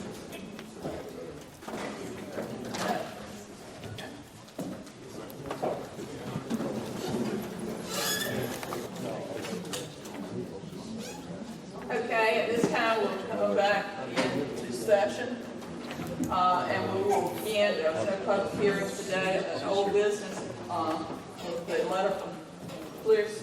No, the administrative reports. Excuse me. Oh, you can skip right ahead. I already had 2 department heads say they've got stuff waiting on them in their office. So. No, I love that. I was trying to get through this. And one department department head has a meeting on one of the updates. Okay. We'll have the county manager's report. This is from January 23rd through February 19th, and there will be a few more updates. As far as work on the courthouse roof, it obviously is continued, and weather delays have pushed completion possibly till the end of March. Sprayfield update, a pre-construction meeting was held January 24th with the county, MESCO, and Envirotech to discuss the project. The notice to proceed was signed. A silk fence has been installed, and the EDA and golden leaf sign erected, and surveying has begun. The estimated completion date is the end of October to the beginning of November. As of February the 19th, the auditors had informed us that the audit would be completed on February 28th. However, the audit is still not completed. They have requested more information this week, and that has been submitted. A work session was held on February 19th to discuss animal control ordinance, and this will be discussed more later in the meeting. January 31st through February the 2nd, I attended the North Carolina City and County Managers Association in Winston-Salem. On February 6th, the Albemarle RC&D projects were reviewed. The town of Gatesville has received funding to make repairs to Gatesville Park. And on February the 9th, Chair Hopper, Billy Wynn, and I met with Chief Stormy Butts and Board Chair Tom Morgan of the Rescue Squad to learn about future needs of the Gates County Rescue Squad. Do you have any questions before I make another announcement? Yes. I don't know how many of the other commissioners have received calls, but I got some calls that on the Sprayfield construction, some of the construction equipment again was parked, backhoe cranes away up in the yards of residents. Okay, that can be addressed. Tammy has a meeting this afternoon at 1 o'clock with Mike and Envirotech. I will not be able to be there because obviously we will still be in a meeting, but if you can bring that up. I can address part of what he's referring to, and Officer Jordan can address it as well. One of the major concerns. Come up, so everybody can hear. While he was on the way, Commissioner Jordan, I will say that I did get a call on it also. I did as well. One of the major concerns and the question as far as the ruts where it was parked ended up being the school bus, not the construction equipment and personnel. You saying that? Are you referring to residents that had issues with ruts where it was parked and drove through their yard? Right. Those major ruts, the ones that were the construction personnel done, have been repaired. The ones that had her so upset ended up being where the school bus drove up there and turned around in her yard, not construction staff. Was she made aware of that? Yes. Okay. All right. Thank you so much. I was also asked to announce that on Thursday, March 8th, from 2:30 to 5:30, there's an opioid and substance abuse community forum at the Mill Pond. And there will be an array of guest speakers, so anyone who is interested is invited to attend. And that is, what time does that start? 2:30 to 5:30. I received a call about going and doing a welcome. I cannot do that because of family issues. I'm going to be at the hospital on Thursday with my brother. So can one of you go and do a welcome? What time is that? 2:30 on Thursday, tomorrow. I have a lockout eviction, not sure how long it's been, from the sheriff's office. I think we'll do the welcome in the beginning. It would be at 2:30. That would be the only thing that keep me around 10 to go, but. So the lockout's at 10:00, so possibly could be free. That's all. Chairman, I believe I'm going, let's see, I'll look at my calendar.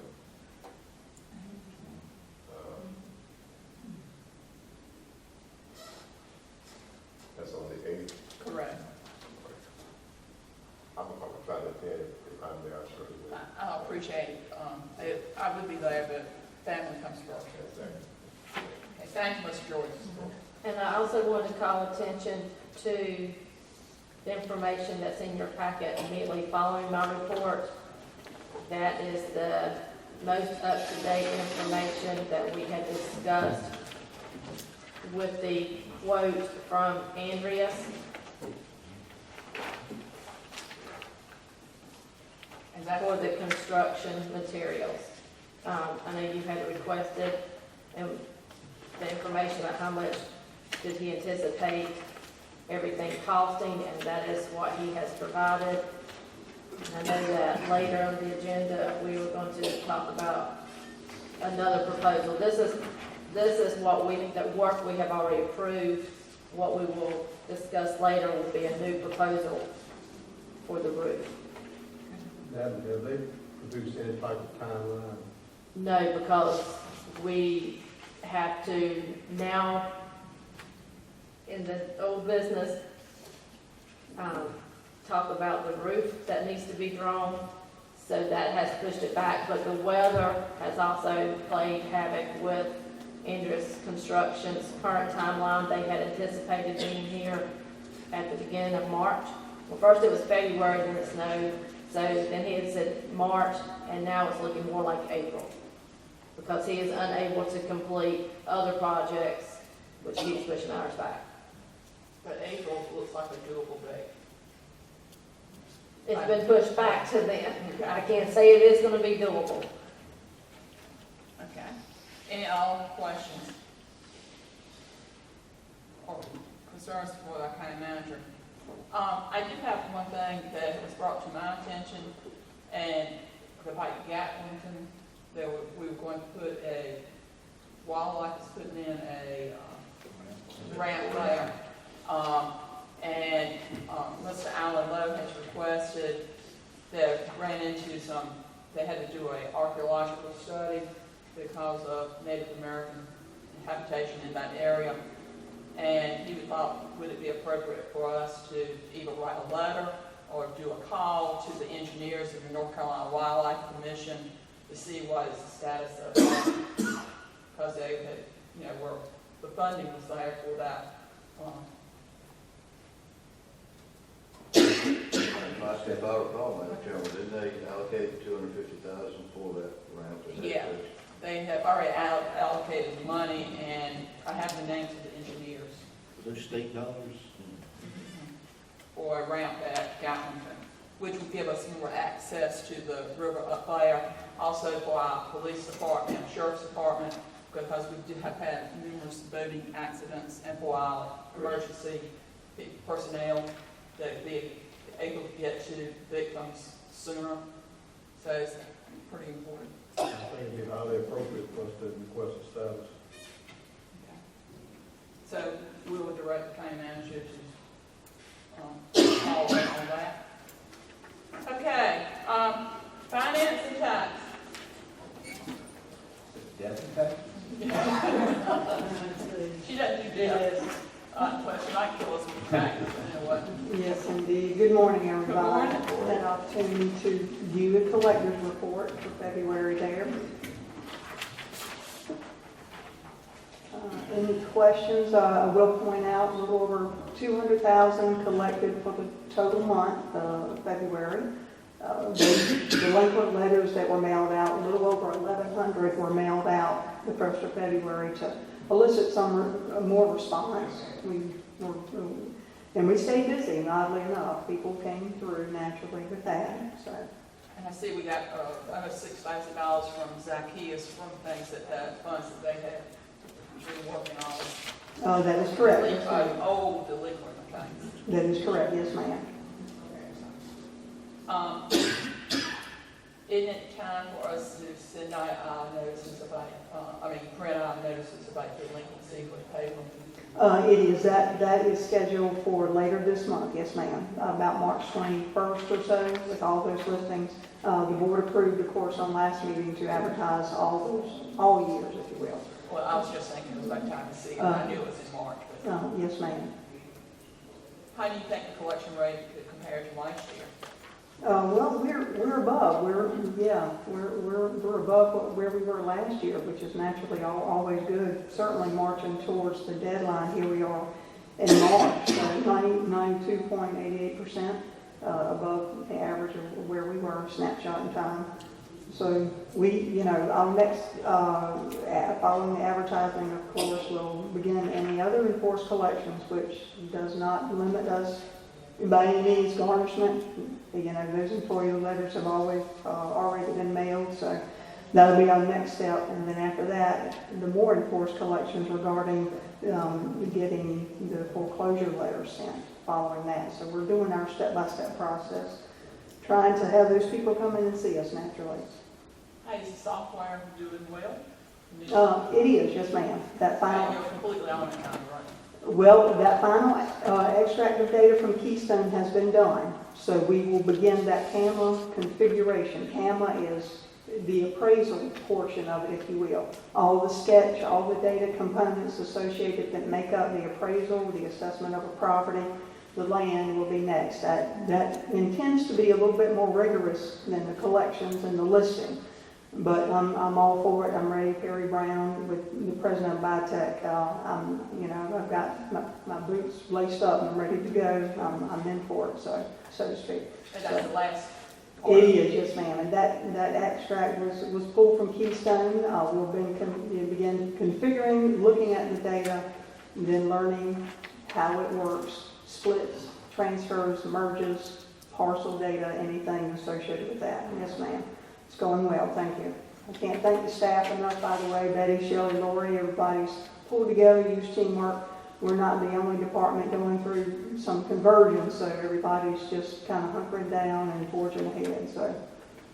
Any questions from any of the other commissioners?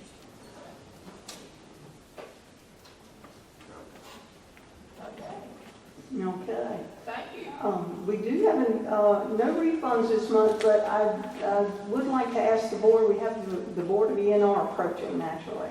I would like to ask the board to consider some dates, so we might get that ad kind of ready, some times, if you will, proposed for the Board of ENR as we, begin looking at dates of convening. I see you have suggested April 23rd, which is our ninth meeting in April. Oh, yeah, we don't have a night because that's an even month. That would be a proposed date to the board to convene. And now keep in mind, we have to do some advertising ahead of the board convening, at least 10 days. So that would give us an opportunity to run that ad. It has to be run minimum of 3 times in a local paper. So those dates were just a proposal in terms of what we needed to shoot for. I think last year we were a little bit later, on the heels of our reappraisal, of course. We didn't really convene until May.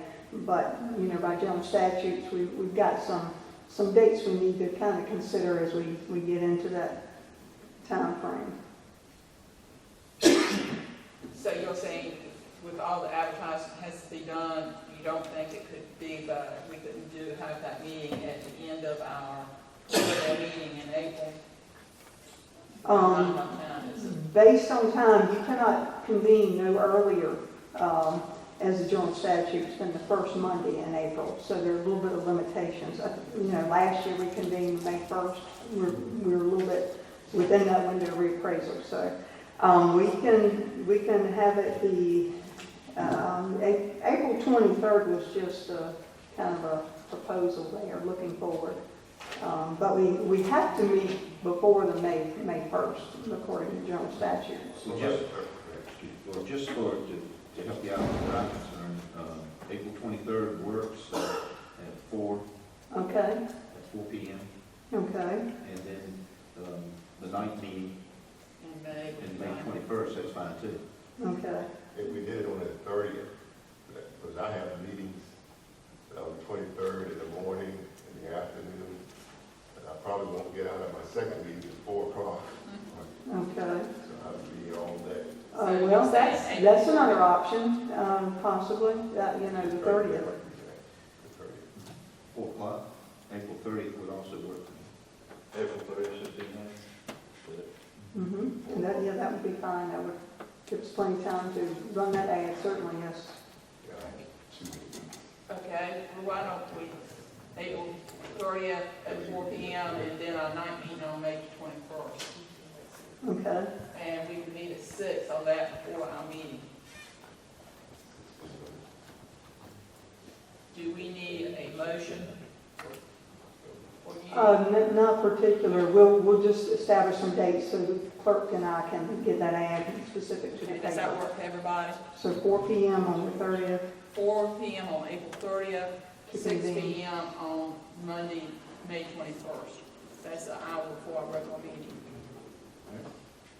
Okay, So thank we you. can get that out as well. Okay. And you said that one had Tentatively, requested, we do have one individual who may want to appear before the board who made some visits to the office there. That may be a circumstance we may need to address, but we'll get that scheduled. We'll get new books printed for the board, the handbook that's always user-friendly. So thank the board for everything. Thank the staff for what they do, and thank you, folks. okay, is any, all departments have any things that they would like to share? Hearing none, we'll move on to, the courthouse, Clearscape. Do you have a letter on your table this morning from Clearscape? When the commissioners voted to tear down the west wing and rebuild it, they included the option to tear off the roof and replace the roof. The plans that had been developed by Clearscape did not include a new roof. So when Andreas Construction brought them to inspections, they had a discussion about what needed to be done. And Clearscape has submitted a proposal to further develop the plans for the roof, because you could not follow the old specs for the roof to put on a new construction. One of the items that was of concern was the size of the timber, old timber versus size of new. For example, an old 2x8 is not a 2x8 in today's standards. So what you have before you is the fee for additional services for the total of phase 2 to design the structural bracing and structural system, the architectural design, the framing design, and the construction review and site visits is totaling $19,000. We have already agreed to pay them $15,000 for the design system. So what they are requesting is an additional $4,000 for the structural framing design, which is basically to design the roof. So it's just the additional cost is $4,000. Correct. And we had to have that before because did you say the inspectors said we had to have it? Right. And now we have to have all of this before they can begin construction. They can still go ahead and proceed with the demolition, but before it can be reconstructed, you have to have this.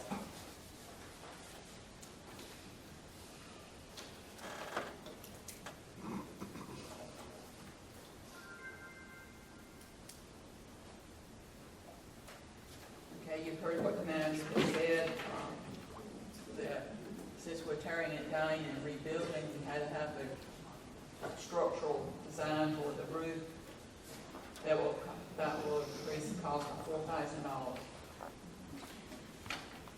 Any comments or questions from the board members?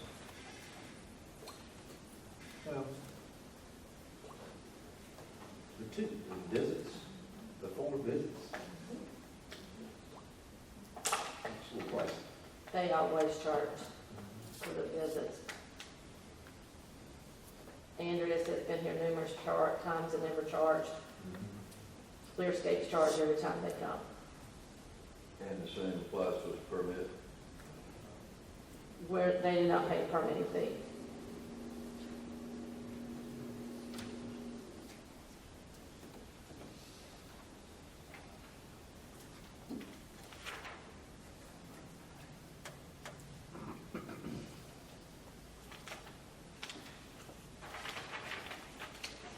Well, it's additional work.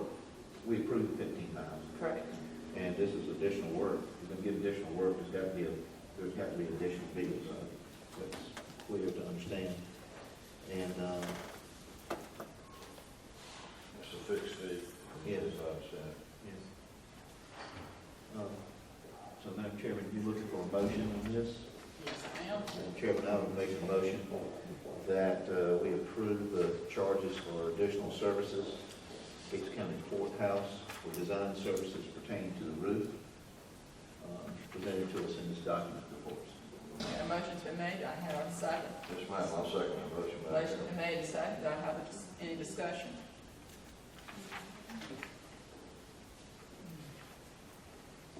Hearing none? Let's have I guess, the voice vote will be fine. All those in favor say aye. Aye. All opposed? Okay, passes 5-0. Okay, next, resolution in support of the secondary road abandonment petition, NC Secondary Road 1315, commonly known as Cotton Gin Road. Okay. Mr. Lane, we have the petition in front of us.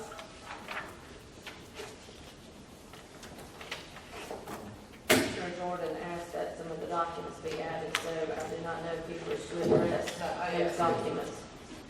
Yes, indeed. I had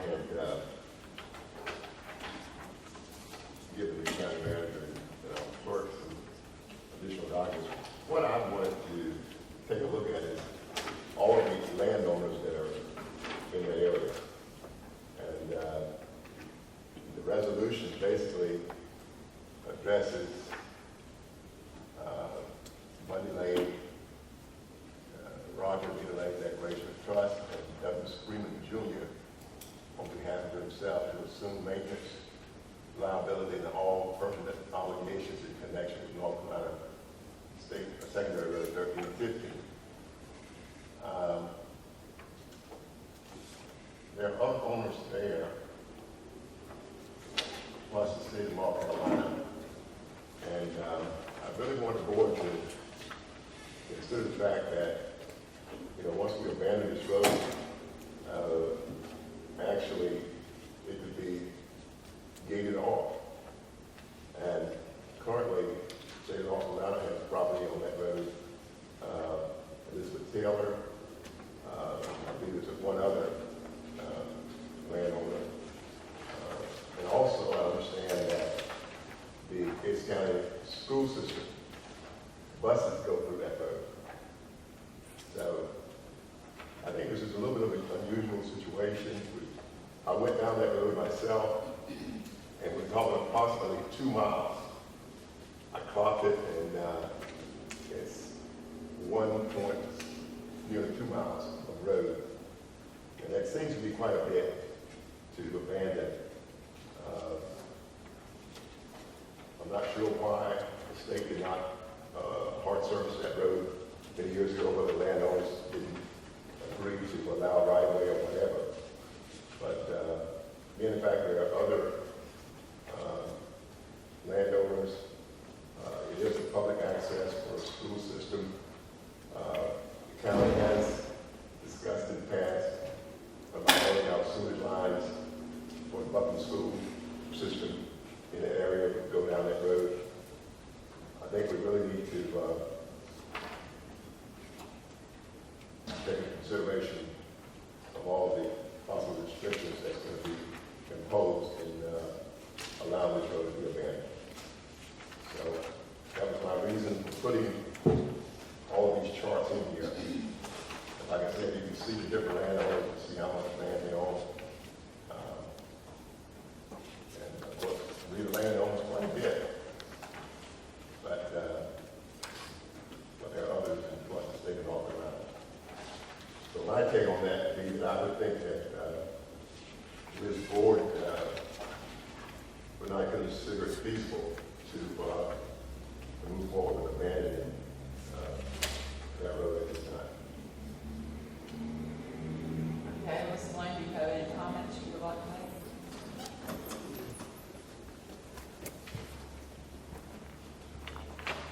Yes, I'd like to make it clear that the part of the road that I'm talking about is only owned by is only landowners that touch that part of the road, Mr. Freeman and then my family. All right. Now, when we look at the chart,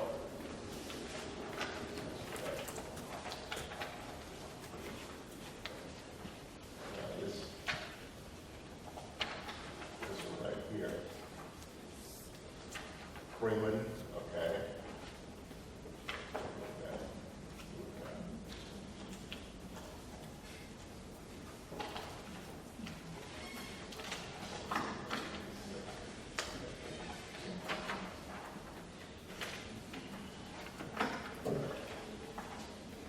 Now, this is the state of North Carolina, touches that road. Also, I understand that they have property that touches that road, but not the part of the road that I'm talking about. well, would you be talking about the whole road? No. So how much of the road are we talking about? Just up to Freeman, That's right. and then we have a small dirt portion from,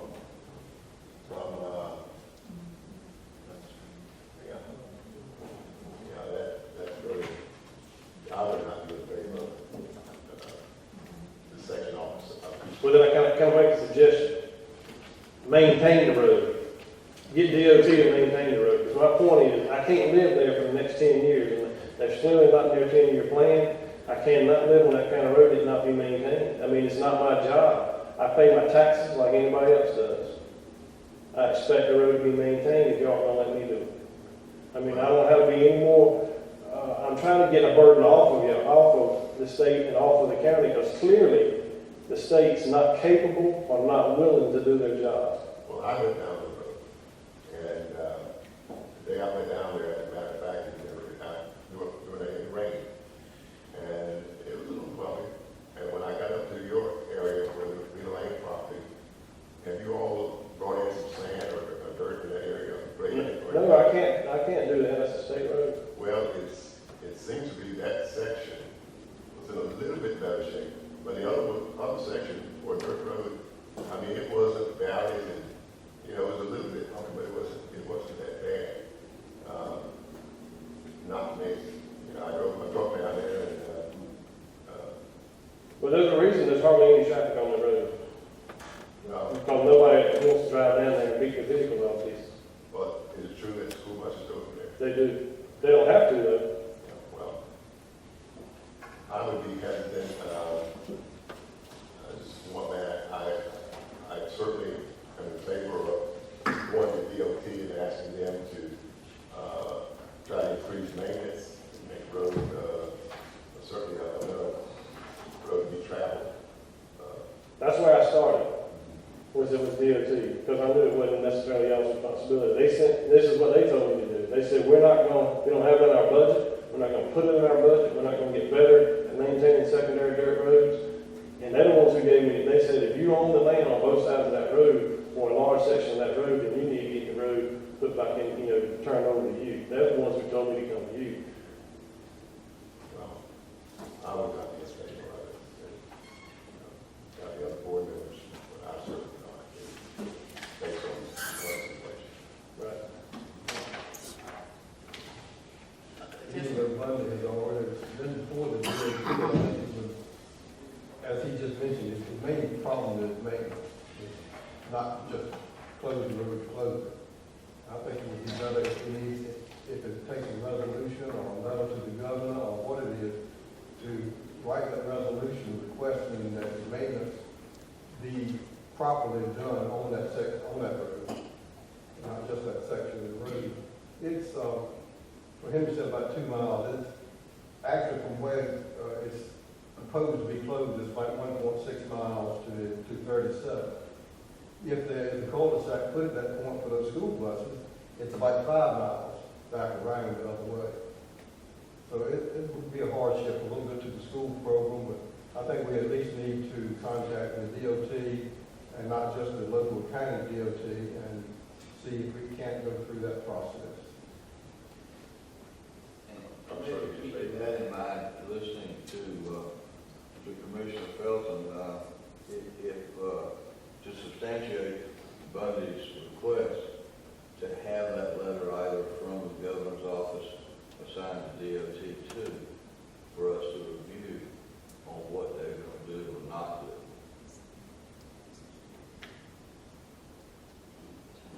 do. Okay, so what I am hearing is that you would like the board to take action. We want the road maintained properly, because it certainly nobody needs to live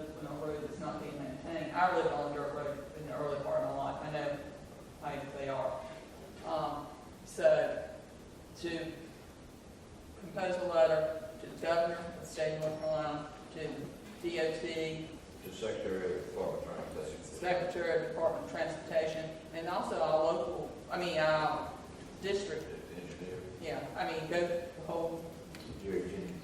yes, because he was here last month, that send it to all three of them. And I think, And we could contact our representatives too. I think we should include in the letter that, resolution was that it was, to abandon it, but we felt that it was more feasible to, get with the state and have them to increase maintenance of that road because of the potential use. But the state needs to do their responsibility. Yeah. As Mr. Lane requested. And then also that, wouldn't that give us on their reply on what they intend to do, the fodder for what Mr. Lane has requested? Request their, In other words, we have their answer as part of their resolution, and what we intend to do is act on the resolution, or at least vote on the resolution, but that would give us the information that we would need on what the state intends to do, even though we've heard it, but now we have that as a document to attach to the request. okay, so you want a motion to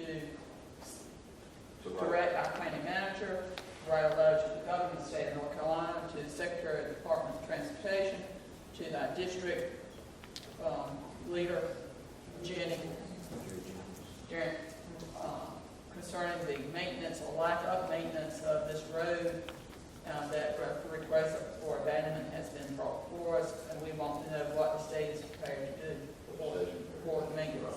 I would, Madam Chairman, I would make a motion that, we not approve the resolution and, if not approve it, submit a letter to. Well, I know, we would have to have a response back before we.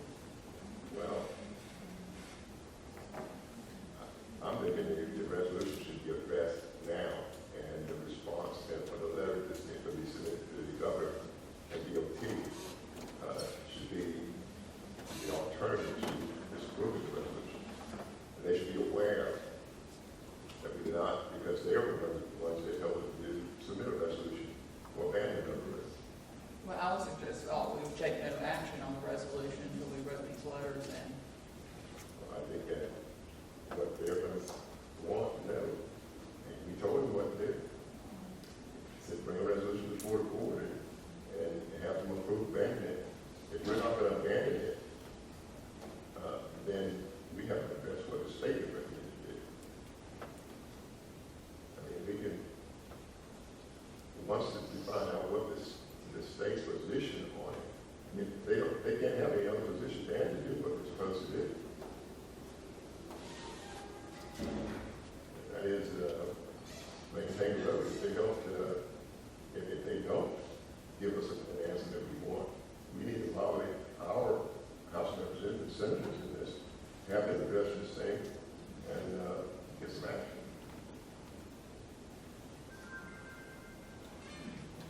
But I mean, it's whatever the board wants to do.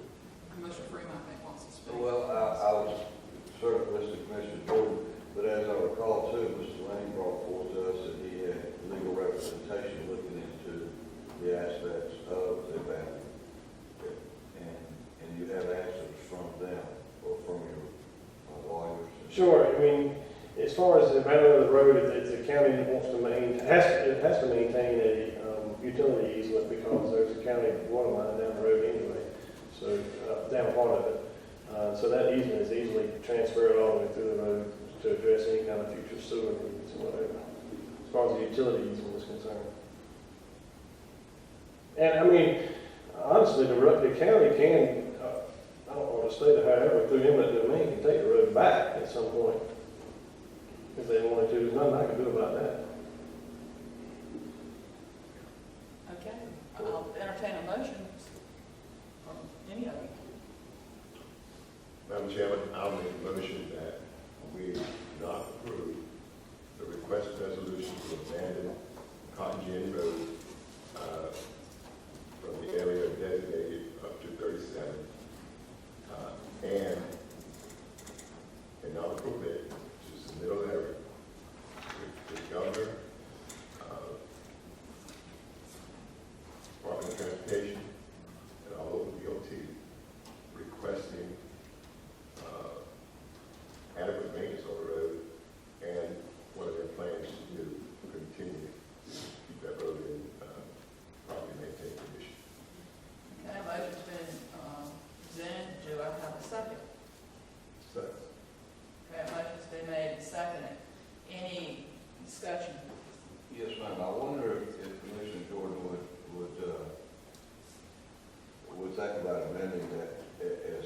saying that, not approving the resolution at this time. Until we hear back from that. In other words, we'll just say not approving, because that may influence what they write back to us.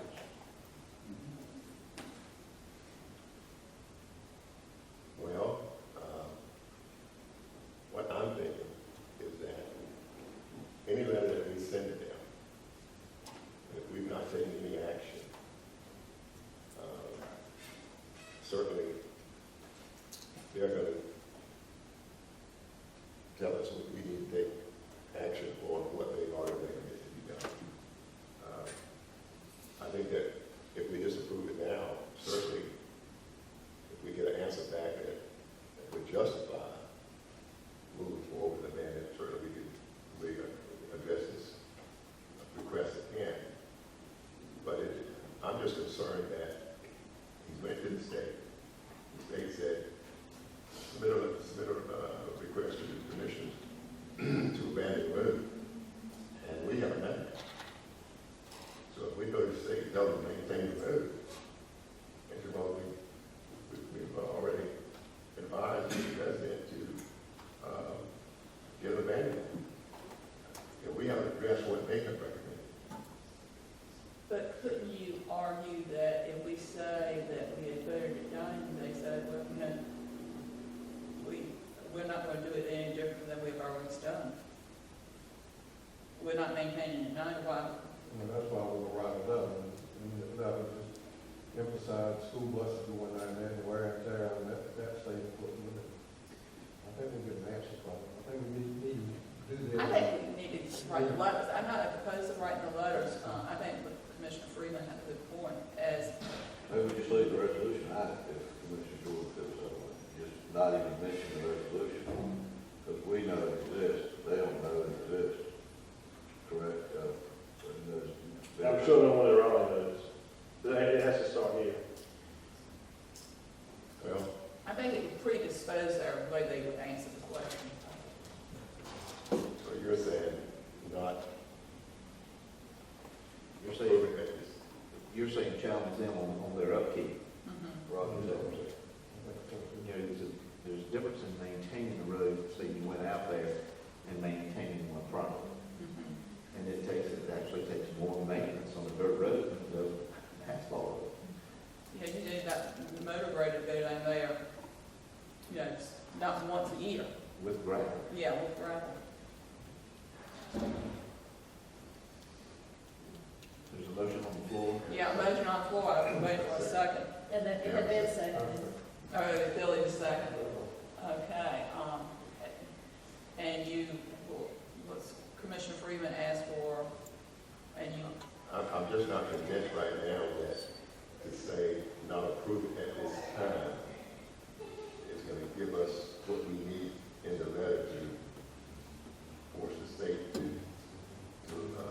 give us a response that's going to be suitable for the situation.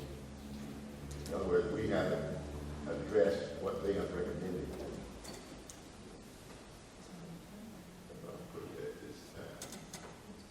But have they recommended anything to us as a board?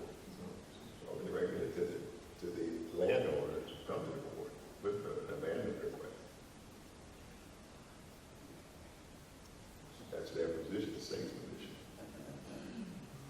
And now we've got to address that. okay, so, what like Mr. Freeman asked about just not mentioning the resolution. You can always vote on this and then come back and make another motion. Okay, let's vote on this. All right, any other questions? The question we're voting on is to write letters to the governor, secretary of Department of Transportation, the district office of the DOT, and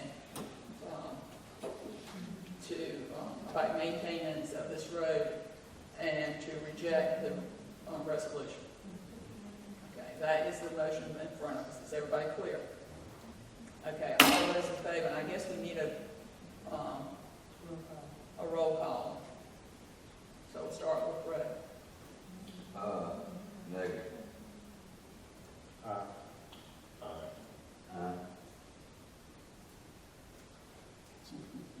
guess the big bucks, I mean, this is, no, I'm, no, negative. Okay, I will entertain another motion. No, ma'am, it passed. It was a majority, it was 3-2. Okay, 3-2.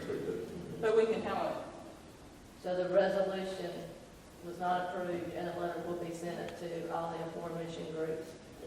Now, Madam Chair, we know what we're gonna do. We're gonna get a response from the state. When we get that response, we can move back to Lane, what the state's response is, and then he can decide to come before us again. Because we may feel different about it, when we hear what the state says. The length of time, I know that a commissioner, if a commissioner brings up a topic, now that we need your help here, I don't think there's one for it, for it's an individual, citizens. so he doesn't have a period of time he has to wait before he can come back before us. Not that I'm aware of. Even if it's a petition. Okay. And if I find out differently, I'll let you know at the next meeting, but I'm not aware of one at this time that says that about citizen. Well, I do want to say, just comments to Mr. Langton here. I have citizens that call me simply about the rescue squad. Say anything about any other traffic on there, but what if there's a rescue call on the other end of Cotton Gin Road? How would that rescue squad get there? So that was the only.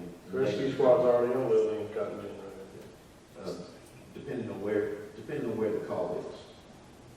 You know, would it, if the rescue squad was leaving, I know we have rescues that, in Ewer and things of that nature. So the question is simply, we don't know where the call is going to come from, where's the automobile accident, is it going to delay the response time? The rescue, just so you know, the rescue's got to be able to get to my house too. Right. So I have to make sure, I have to make it so that all fire and rescue can go wherever they need. Because they got to get to me. I'm not going to put myself where they can't get to me. okay, well, we will wait to hear a response from the state and the district, and the secretaries. And with that response coming to the county manager, do we also wish or need a copy to go to Mr. Lennon since it's his request to the state? Well, his recommendation was for it to come to me, just to send a copy.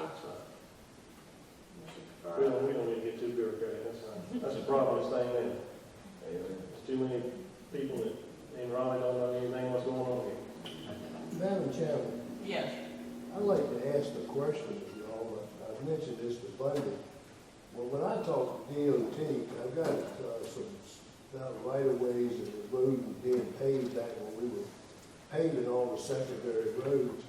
And Bundy's under the impression that the secondary roads portions being paved on some 10-year plan. My idea in talking to DOT, the possibility, and this is what I told Bundy, later on, this is just with food for thought, but maybe we can get, if Bundy agrees, 9/10 of that mile from 37 paved. That will take care of the maintenance problem as far as the grading and him. And it's a possibility we can get that done, and if they agree to it. But just keep that in mind, because that would bring back the next resolution would go into that. But I had talked to them about it, gonna get back with them, but I wasn't gonna ask nobody to pave the road that Bundy didn't want paved. So, but anyway, that's a. That part doesn't matter to me, as long as they'll maintain, I mean, I just need them to do, I mean, the point is real simple. Do you want the road paved or not paved? I don't care if the road's paved. You don't. But they told me it wasn't gonna be. Well, I know what they told you, but I've worked with this stuff about 10 years with 2 different governors, and what some bureaucrat tells you and what we get done is entirely 2 different things, especially election years. So much. Thank you. Okay. It's been, I hadn't been over there. Thank you. Thank you. We'd like for the county manager to submit us a copy of that once it's generated. Sent a time for us to look at, or being sent. Yeah.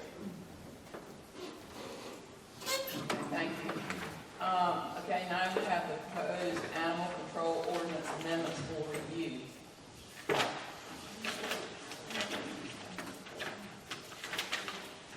Is this a topic where we have seen to visit a great deal?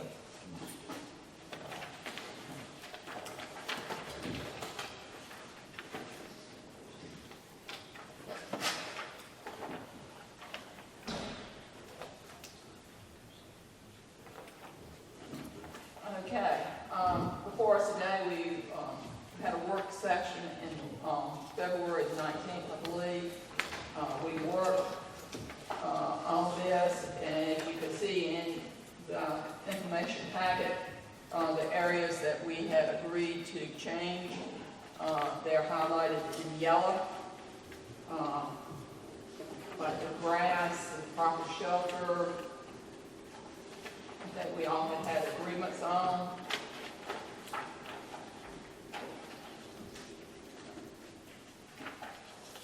We've taken action about the quarantine fee.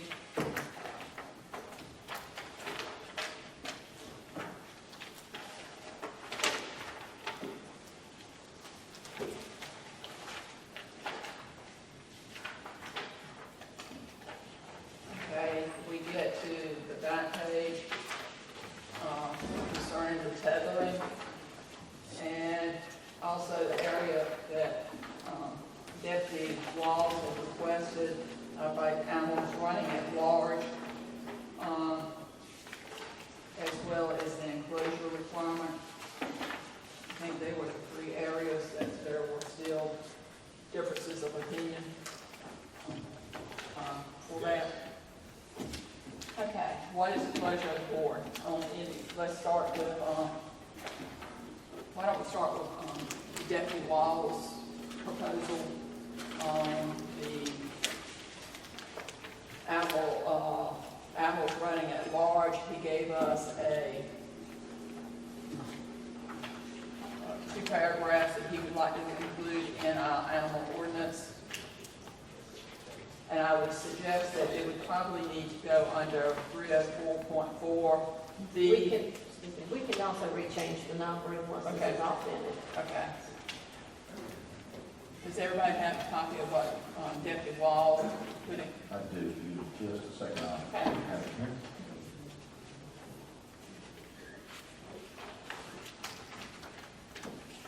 No, it was in this group. That's in the work session.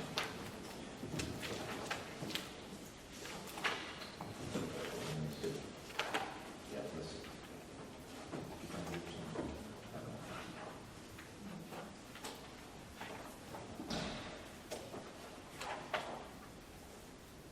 Has everybody located that? Or shall I read what Deputy Wall has written? Got it. It said, it shall be unlawful for any person owning or controlling any animal to allow the animal to create a nuisance to public danger by running at large. Each person owning or controlling an animal, including fowl, shall be responsible for taking whatever measures are reasonably necessary for keeping the animal on the owner's premises or under the owner's control when off his premises.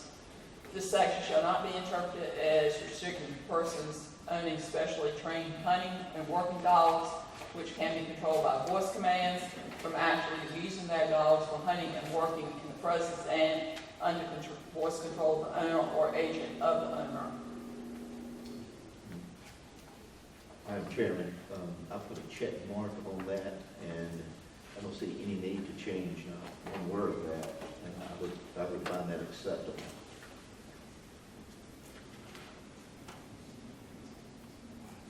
He said that, I don't want to put words in the Deputy's Wall, so I believe he stated at that time that most of his complaint calls, a lot of his complaint calls were dogs running loose. If I recall that, his comments on the 19th. My only comment on that would be that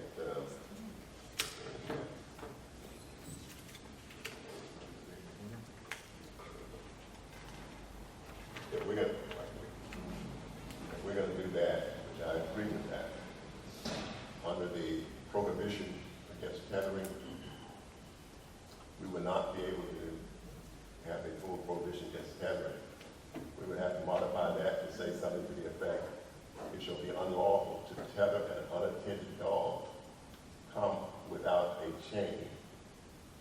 always have a design to be attached to a harness.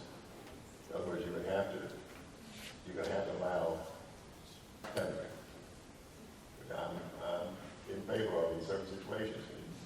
The animal's a nuisance, or there's probably tethering, a harness, it has a swivel, so forth.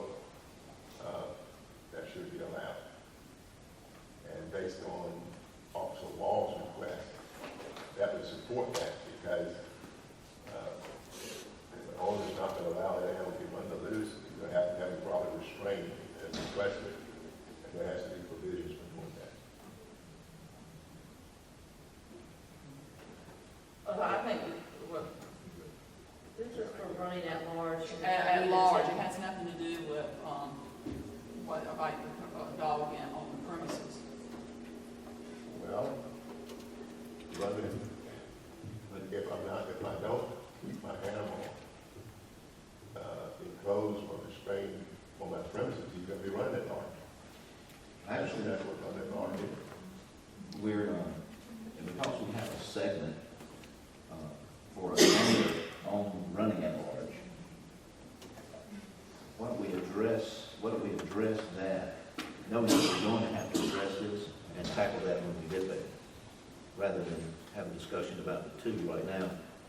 I think we'll have a 3-hour meeting on this, and then we'll have another 3-hour meeting on the other. We're just saying, address that. Address that one section, running at large, and then deal with the other. And this could be animals that do not, or wild dogs, or things that we have sometimes, or unfortunately, we have people who abandon dogs at the end of sometimes, and they are left to. And you never find the owner of that, so you won't have anybody to cite, Right. charge, or anything. But this gives, to pick up and all. Okay, any other comments? Okay, what is the pleasure of the board concerning this, what now Deputy Walls requested? Madam Chairman, I make a motion that we accept the document that was presented to us by the Animal Control Officer dealing with animals running at large prohibited, and a motion to accept that is on this one section only. And I'll second that motion, Madam Chairman. Motion's been made and seconded. Any further discussion? And you realize that you're just voting to include this in the public hearing, Yeah. not Yeah. Amendments. Text. The changes that we have, we still have to go through the public hearing and all. And Ms. Hopper, can you state that for the audience, so everybody be clear on that? Okay, what we're doing today is making changes in our current animal ordinance, or proposed changes. After we make these and settle on what we would like for to be stated in that animal ordinance, then it will be published, and a public hearing will be held, and there will be comments from the public concerning the animal control ordinance. And we will have a meeting for that. But this is just to make the changes that we would like to see in the ordinance, but it has to go to the public first next. And at that time, we could vote again, We could vote again to strike it or accept it. or accept it. Okay. Everybody prepared to vote? All those in favor of this amendment on animals running at large prohibited, say aye. Aye. All opposed? Okay, so we have that. All for that. The enclosure requirements, Madam Chairman, before we go there, we're going to put that under section 3043. well, I had thought it'd be a 304.4. I would recommend 313 because that's already addressing animals running at large on school grounds. Okay. 3044 talks about public nuisance. What did you say, 3? 3044. 313 specifically. Yeah, running at large. 313. That would probably be, Like I said, we can do the renumbering once you finish adding and what you want. I think it would probably end up being 313.1.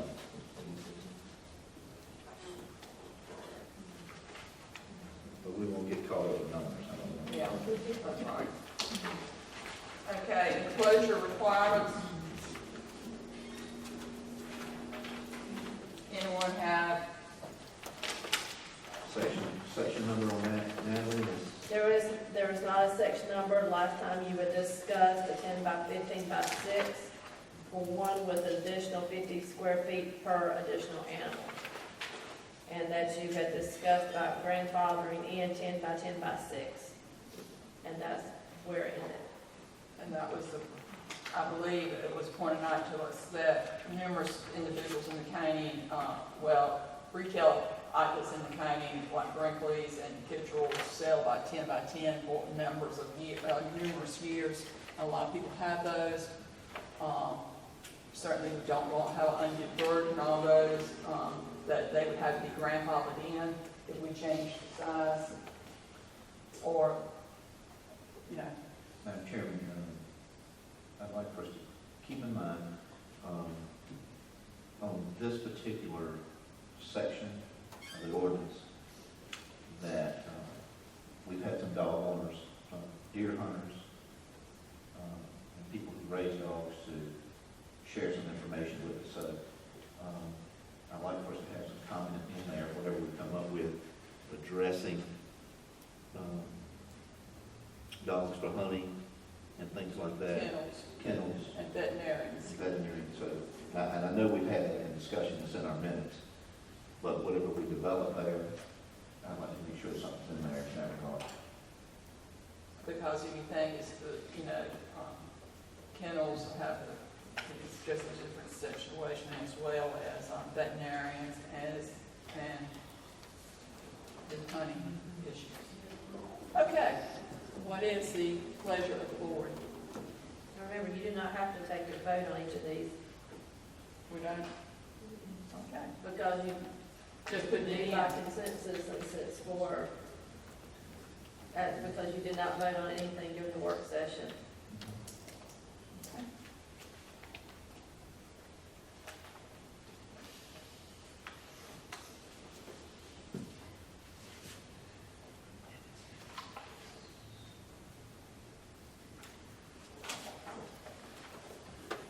And I know that, they bring this up in discussion, but I know that there's that catch-all that we all studied, 304.3. That catches a lot of the ordinances that we address. 304.1.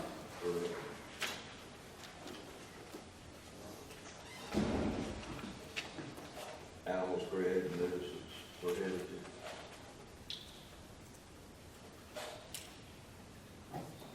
I'm trying to remember before I vote on the enclosure side thing. Well, the consensus, what would the consensus do? Looking for the recommendation that we're right. Right. What is it recommend, 10 by 10? Well, in years past, that the units that were sold, the chain link fences were 10 by 10. A lot of people in the animal, the concerned about animals saying 10 by 10, when you put a dog box in there, is a dog house is small, it should be 10 by 15. You have to remember that it has to be enforceable. And if you do not know if the dog enclosure has been there, And that's the problem, like the How do you grandfather, yeah. How do you tell? I mean, it's not like when we have lots that have been created prior to zoning. In the registry of deeds, you can go see where that lot was recorded, whether it falls under the current rules or not. How can you tell that with a dog, with a dog pen? Well, it's afforded, how do you tell that?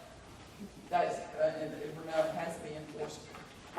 Well, I'm not sure that you need to specify the size of the enclosure. The animal control officer gets there, they're gonna make a decision whether or not it's inhumane conditions, whether or not, the dog is too restricted, whether or not, the area is filled with waste is whatever. I'm not sure we need to get that specific. Okay, so would you, like, could we say something like a primary outdoor enclosure for one dog, must allow the dog to run around freely, to stand, sit, or lie in a comfortable, normal position?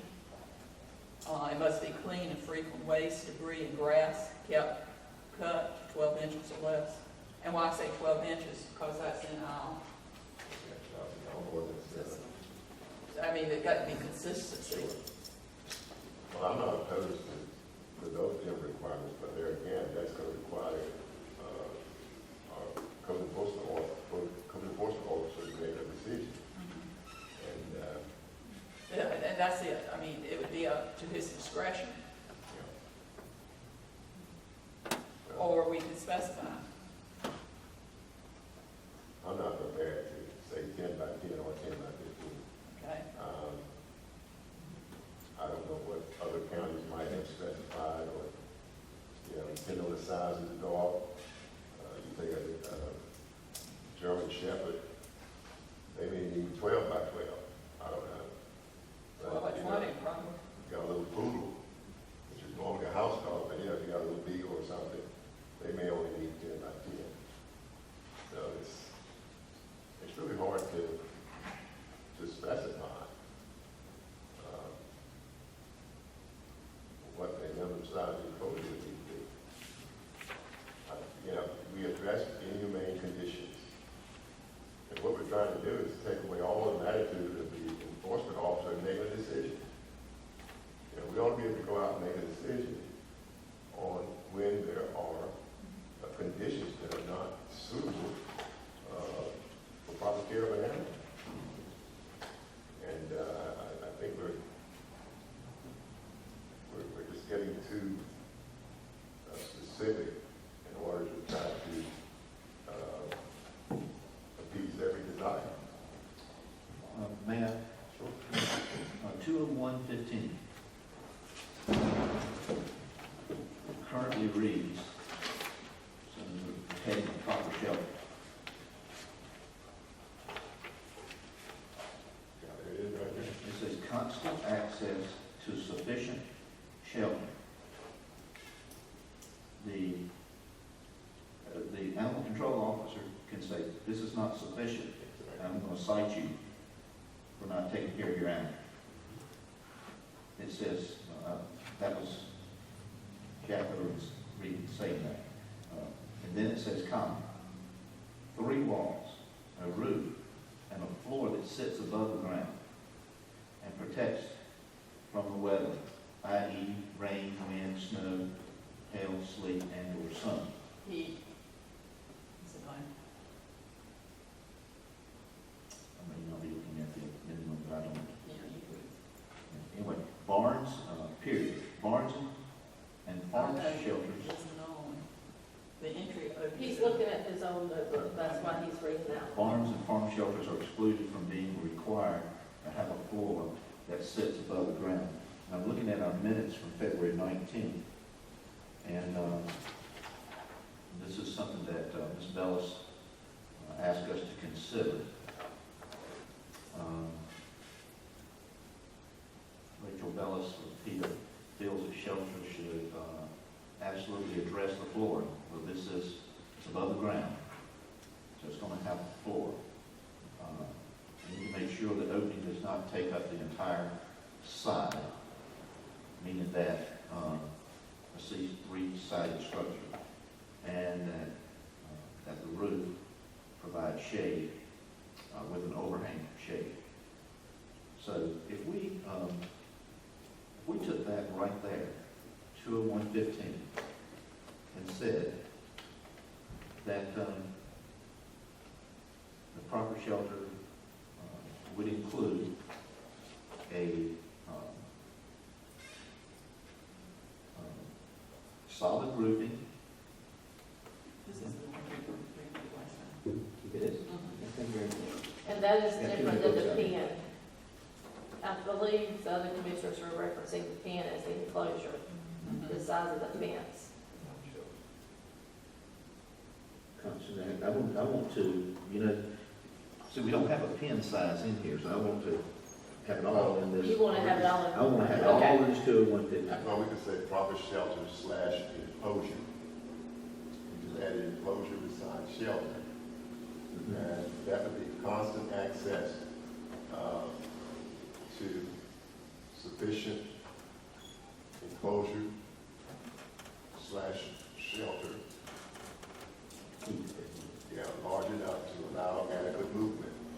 Now, of course, they're talking about in the doghouse. I think you had to have another sentence about it. You Yeah. couldn't add that. I mean, you had to have another sentence in there. So, gentlemen, I was, and Madam Chairman, I was reading from old material, but in your book, 20115 now has what we basically agreed to last time. And I just, and it has the comment in there, Ms. Fellas, about the fourth side not being completely empty. You see that, right? Okay. Entry open should not be in the backside. And does it say, it does have a floor? Okay. Well, why don't we, I've got some proposed wording. An enclosure that allows adequate movement and exercise for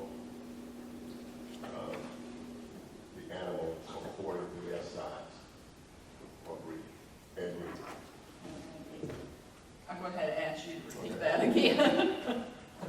Add a sentence that says,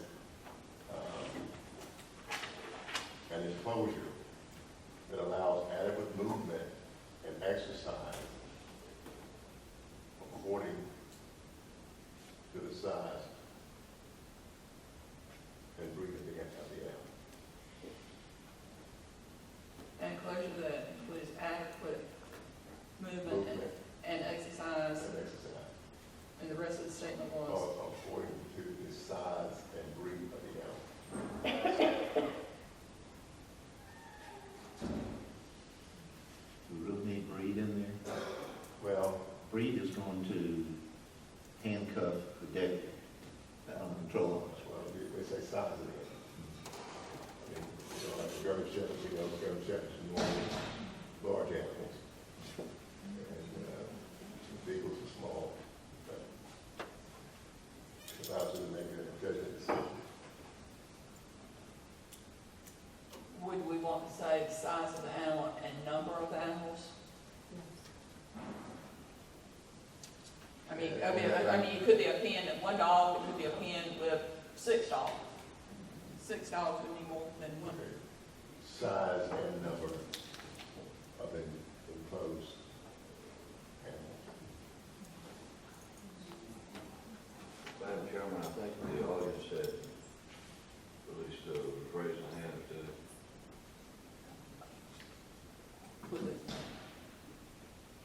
We are pretty lenient, keep it concise. I would just advise that you keep the two topics separate because I'm sorry. Because proper shelter is completely different from the size of the enclosure. If you have somebody with a large yard and a shelter, the ordinance is addressing the shelter. But the size of the pen that you're putting them in is completely different, and I would advise that you decide on a size to make it easier for law enforcement to enforce. We're saying proper shelter, and then we're gonna make this sentence as proper enclosure. An enclosure that allows adequate movement and exercise according to the size and number of animals in the enclosure. I mean, that would be another sentence is what we're saying. I mean, you could put the heading of proper enclosure. 215, 201, 15. I was but that's certainly. It's going to complicate, here again, I'm thinking about enforcement.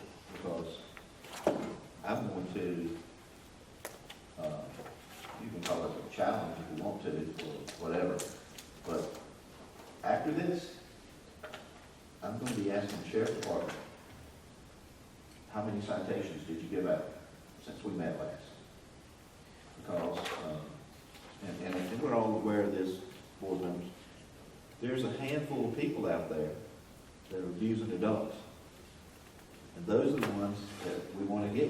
You know, I'm not, you know, talking about round up everybody and let's go get them, but if you have an animal control officer, his job is to address complaints and to go where he knows. You know, if you know that they're racing out on Daniels Road, you go to Daniels Road, catch the racers. If you know where the dogs are being mistreated, you go to where those people live. You don't go to Ray's house or Mr. Jordan's house because they're treating their dogs and they're following the ordinance. So, as we're writing this, I'm thinking about that scenario the whole time. And I'm going to ask the question, animal control officer, what have you done? I ask the sheriff, what has your animal control officer done? How many complaints did you have and what are the results of that? So, I mean, and I just say that to say that if we need to dissect that and say proper shelter, and then say something that else proper, if we need to do that. And I'm saying that we have to, that we need to, but let's decide, you know, one way or the other, and get it on the books, and close the door, close the loopholes, and get some things accomplished.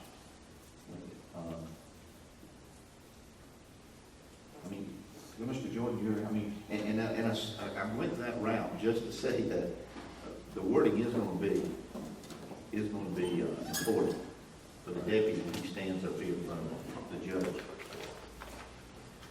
The judge is going to review that too, Jack, just you know, and see if we are thinking proper.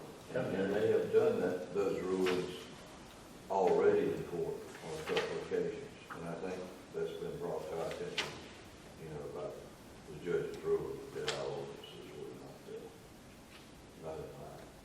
And then made a suggestion of where to put it other than, you said, what number were you talking about for enclosure? Oh, enclosure, no, sir, I did not make a suggestion, but it would still be in this is really a definition section that you're looking at, so we would put it in alphabetical order. If you made it a separate section that said enclosures. We just add proper enclosure. Commissioner, Slash fence. Halifax County actually has the enclosure 10 by 15 by 6.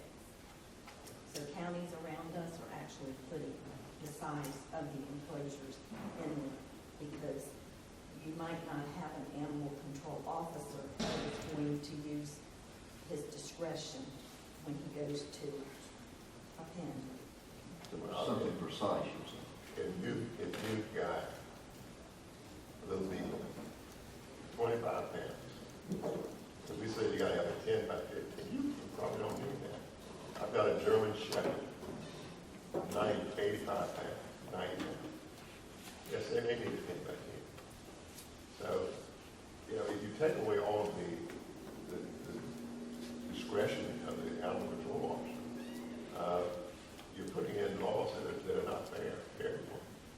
But we're not talking about the responsible owners. This is addressing the cruel owners that we have in our county, in God's country. Well, they have to be enforceable, they should be fair. And that's my concern, I want to make them fair for everyone. And this will be complaint driven, you know. I think it's the only one. Okay, go ahead, I think. Yes, ma'am. If I can interrupt you one more time, just something for us to keep in mind as well as everyone and all of our citizens attending also, is a general statute of that North Carolina adopted years ago and it's still in effect. And it really kind of covers a lot, including some of the things, not the size of the pen, but if we just kind of keep this rolling around in our grain of brain, a person who maliciously, this is 14362.3 general statute. Person who maliciously restrains a dog using a chain or wire excess of size necessary to restrain the dog safely is guilty of a Class 1 misdemeanor. The purpose of this section maliciously means a person imposed the restraint intentionally and with malice or bad motive. So that can, that statute kind of revolves around everything that goes on within our ordinance. And now for the judge to call, well, Yes, sir. And Mr. Ingram, very quickly. To solve the problem of the officer's discretion, you should have that pen size stated. It solved him a problem, it solved the sheriff's office a problem.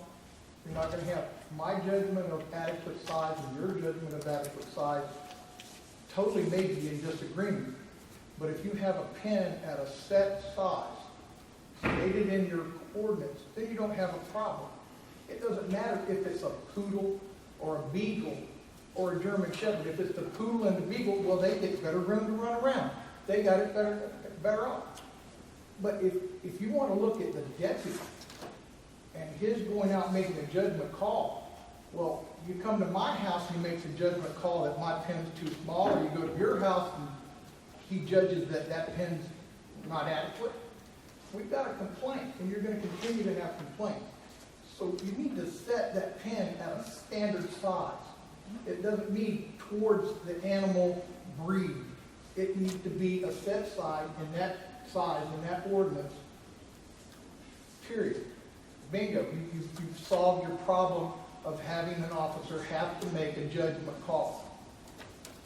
he's going to have to make judgment calls consistently throughout this ordinance. And, But are those judgments being made? Are we getting proper discretionary calls? It also leaves it to selective enforcement. Madam Chairman, Yes, sir. I would continue to request that what I've specified would be what we would look at.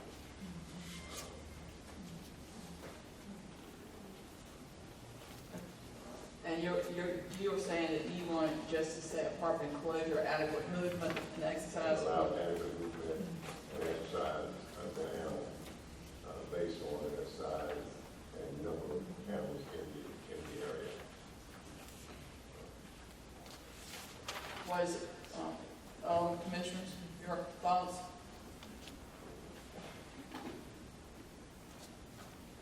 Jordan, are you adding anything to that, or as it says?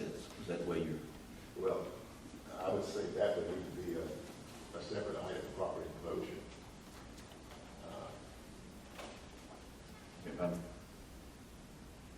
Yeah, I think it had to be separate. You can't Yeah. include it into two. The thing about it is, a 10 by 10, is that going to be suitable for any animal?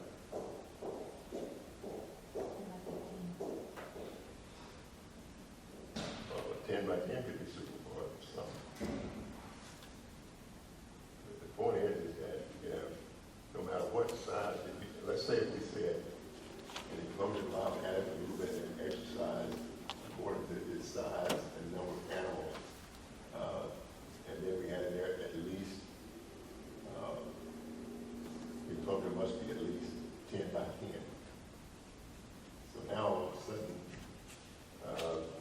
we've established a size according to the size of the animal and the number of animals. That makes 10 by 10 may not be adequate. So now we're back to making a judgment. You're gonna add in the fact that you're gonna have multiple animals inside that. If you've got two per one animal, 10 by 10, 10 by 15. If you bring multiple animals in that pen, of course, it's gonna be necessary to make it a larger enclosure. There we go, we're back to judgment. No, sir, then you have two animals, then you have to add an additional 5 or 8 feet. So Commissioner Jordan, you are on your proper enclosure. You're going to make that separate from this. Now, just a question. Right, it needs to be, it needs to be So separate from how proper about you shelter. state your, if you can? All right.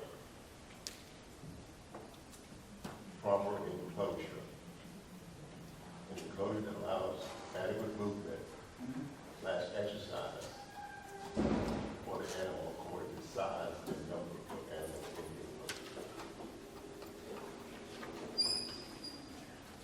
And I hate to put a minimum up there of 10 by 10 or 10 by 15 because we're right back to where we started. It doesn't make enforcement easier, though. If you have a size, it makes enforcement easier. You know, I'm just saying that. Mr. Jordan knows a lot of good animal owners, and I do as well, whose pens, and I do understand the comment about this being specific, but if their pens are 8 by 8 by 6, they would be penalized. I mean, they could be cited because they don't have a 10 by 10 or 10 by 15 or 10 by 10 by 6. So I'm caught in the middle there. You know, do you do the grandfathering thing? Well, there's some people out there that have some ugly situations. When if you grandfather things, you know, well, my pen was there before April the 1st of 2018, and it's smaller than 8 by 8. I mean, so you can't do the grandfather thing because that gives anybody up to that who's doing the wrong thing, they're exempted all the way around. But I know we don't want to penalize. I think this would be a start. I feel more comfortable we came back and revisited at some other time. Maybe that public hearing, maybe we can have more information, but just for now, I think to address the enclosure, would give us something to work with. My concern is, yes, the majority of owners are responsible. I mean, I have friends that have walked in. However, there are those that are not responsible. And I think it puts a lot more problematic for the deputy to enforce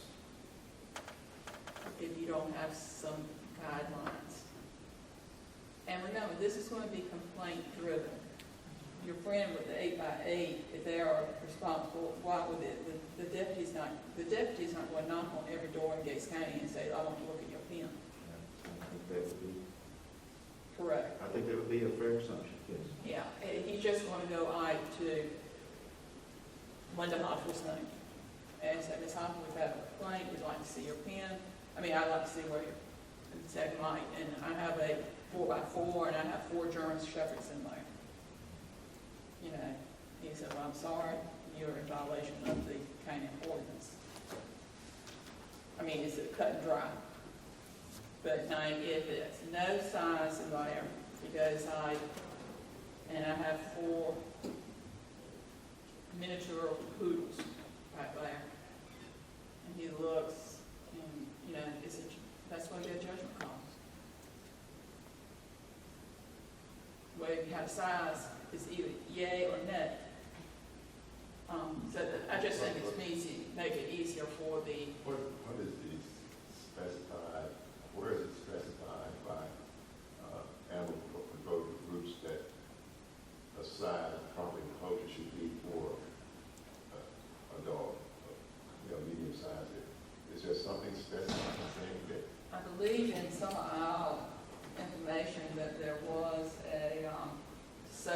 a square footage per dog. Did I have to dream that up or not?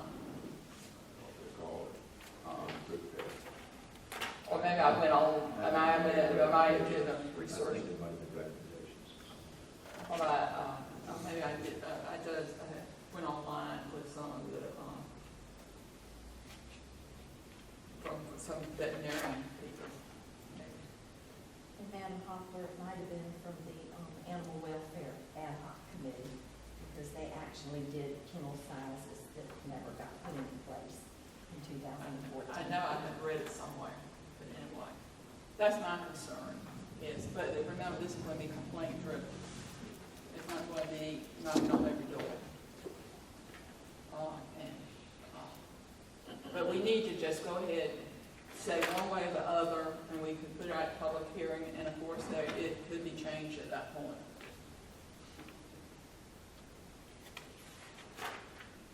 There again, I'm like, Mr. Owen, you know, 8 by 8 might be sufficient for some situations.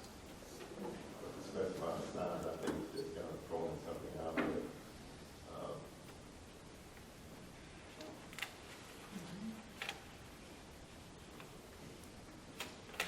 But in order to, for the sake of moving forward, I would propose that the adequate enclosure that allows adequate movement and exercise for the animal based on the size and number in the enclosure as a minimum 10 by 10. That's what's going to allow us to move forward. Okay, because everybody's out, would everybody be agreeable to that? Remember, it's complaint driven. Ms. Owen? Mr. Freeman? Yes, ma'am. Ms. Tillman? Okay, so that's what we will put in. If I may, while we're on that page, 201.11 talks about 10 days. If you keep an animal more than 10 days or more. Elsewhere in the ordinance, it says 3 days, 72 hours. I'm recommending that 201.11 also be 3 days. Okay, that, and what we're talking about now, a person having custody of any animal, including strays, cats, or dogs kept on their property, providing substances for 3 days. Yes. They become the owner of it. Yes. Well, we need to be consistent to write the policy. I'll agree to that going forward. Mr. Jordan? I don't have a problem with that. Mr. Bell? Mr. Freeman? Did you advise 3 days or 10 days? 3. 3. Yes, ma'am. Okay, so we have gone through that one. Now we are back at, I was looking at, we've got enclosure.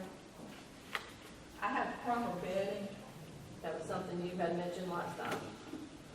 I, Everything that's highlighted are things that had been thrown out for discussion.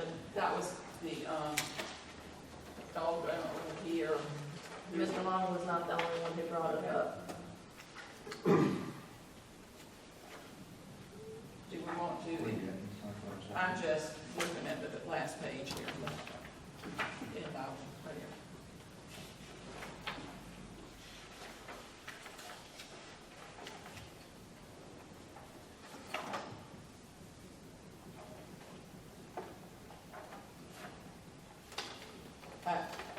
Does anybody have any strong feelings about carpet bedding? Well, I'm going to, on that, I'm going to get back to Commissioner Freeman's comment about humanely, animal being treated humanely. You were citing North Carolina law, right? Yes.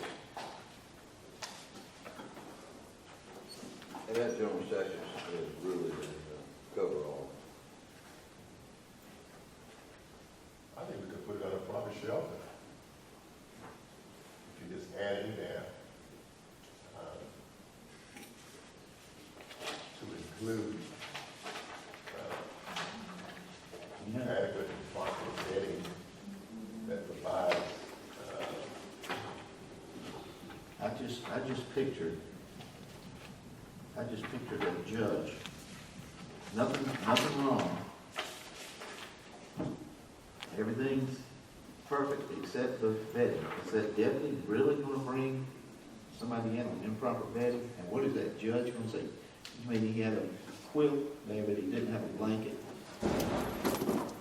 And I know Mrs. Long talked about, shavings and some hold water and some don't, whatever. And that said that Yeah. quilts would hold water. Right. I say we just not mention it. again, that's a judgment call. Well, I mean, The dog is shivering. well, it gets down to good good pet owners are not good pet owners. And it's going to be, folks, it's going to be complaint driven. It's going to be complaint driven. And I offer anybody and everybody to file your complaint and let it, and not just be filing it so it can be addressed. I mean, I don't have a problem with if we want to put something in there about proper vetting, but I don't think it might be brought down here to courtroom because of improper vetting. Okay, so if we don't address that, the only thing left is tethering. And on that last page of our book, we have the current ordinance, we have one that was proposed. What is the pleasure of the board? There again, now we're looking at keeping what we've got, 316.3, or is this prohibition against tethering something? That was proposed. But we got to decide which way we're going to go. There was never a consensus reading. That was just- consensus. That was inserted because that was one of the recommendations. What I have is prohibition against tethering of dogs. It shall be unlawful to tether an unattended dog without a chain, cable, or tether designed to be attached to a harness. It's kind of basically the same thing. When on the property or legal residence of the dog owner, dogs may run loose when attended by a responsible person who can control the dog, either by voice commands or by a leash. When on the property or legal residence of the dog owner. And there again, we need to say legal residence because it may be someone renting the property. And this includes those. So, there again, when on the property or legal residence of the dog owner, dogs are run unattended if kept in a secure enclosure or an area surrounded by an operational electronic fence. The prohibition regarding when or where dogs may be loose shall not apply to hunting dogs when they are being used for lawful hunting purposes. So,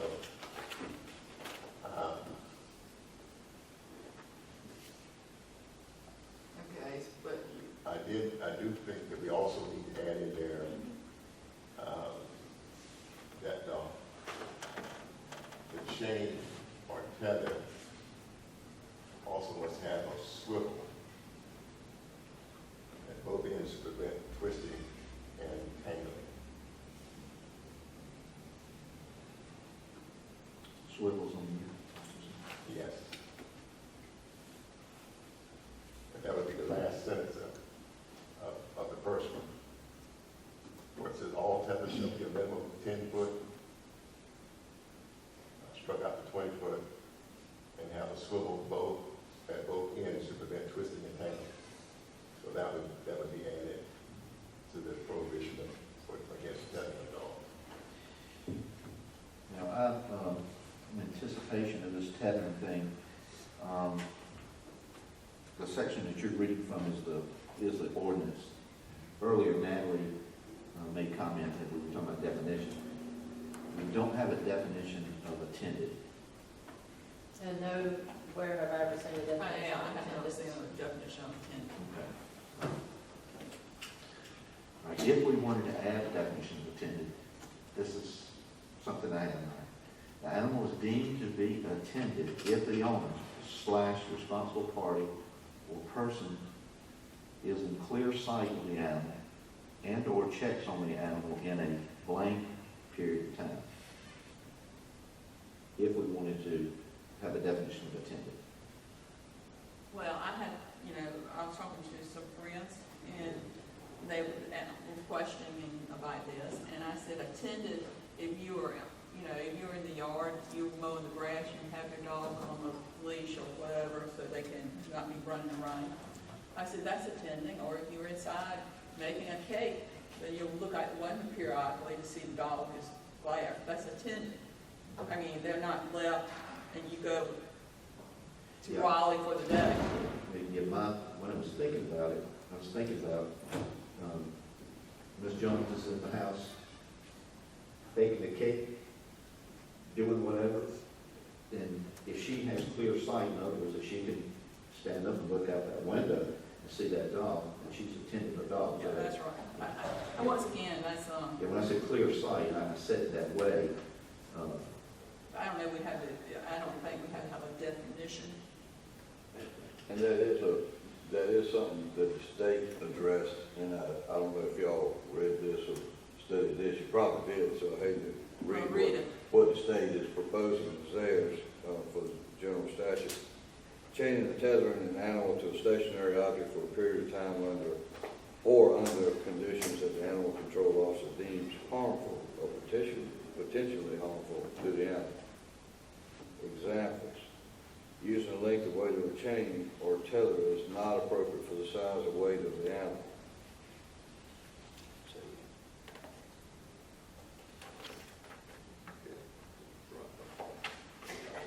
Sorry, I skipped a page. That is from another county. Thank you, ma'am. I've mixed my pages up here. But as I read that and looked back at what the state was saying too, they're covering those things without defining what in attendance is.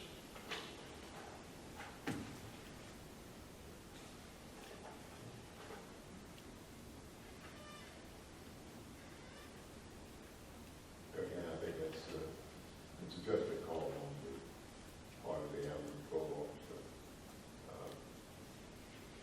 And really, if you read the prohibition against tethering, it says for unattended dog, and that's where we have someone who leaves and for the day and all. When you have one, as my friend who has a really small dog, she'll put it out and she'll put it on like swivel and get some exercise. So now after she's out there doing flower work, the dog's right beside her. I can understand that. It's just that there's a big difference. Unattended dog and attended dog. When I thought about having the definition, my thinking was the 365-day, 24/7, the dog is chained. That would cause that person to be caught in that situation. Well, I think the person could be caught in that situation because, again, it's a complaint. And I believe it was told of us if the collar is too tight, if you can't get two fingers between you and between the collar and the neck of the dog, if you could see that the collar has been so tight that it has embedded in the neck of the dog. I mean, I don't know how you can say that, but whatever, you know what I'm talking about. I mean, that would indicate that the dog has been there. That's abuse in my opinion. Sure. I mean, so there were several things that you checked to see that if it was abuse or not, and would indicate that the dog had been tethered, not just for short periods of time.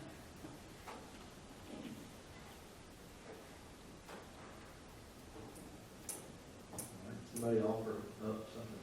I'll read mine again. We'll listen carefully. We'll listen carefully. Prohibition against tethering.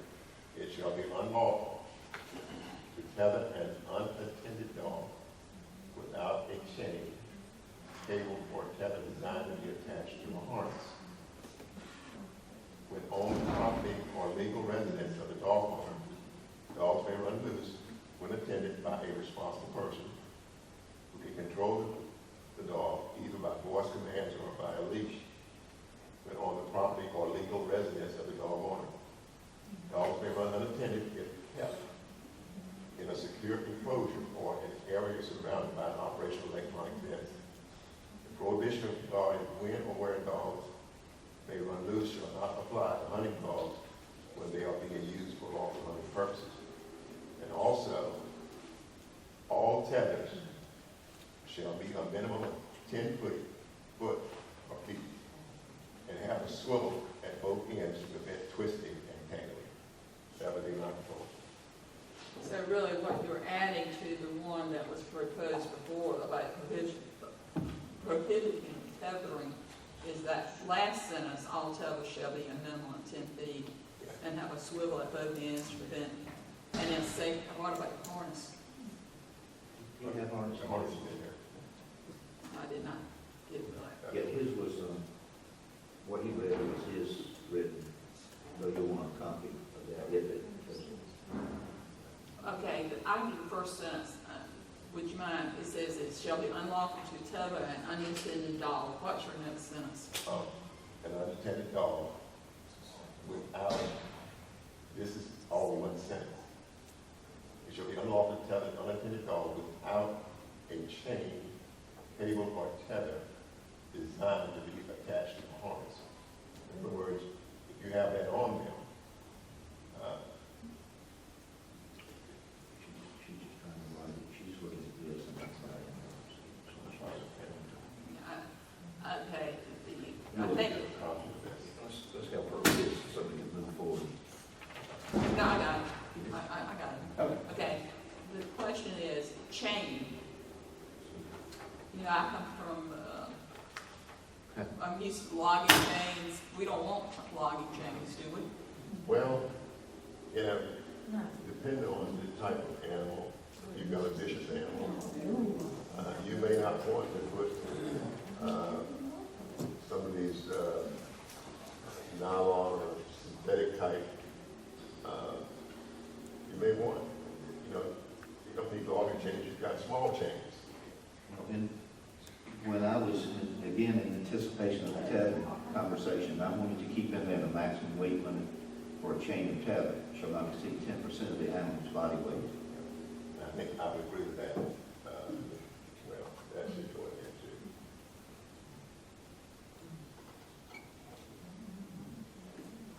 That would eliminate chains that are too big for them.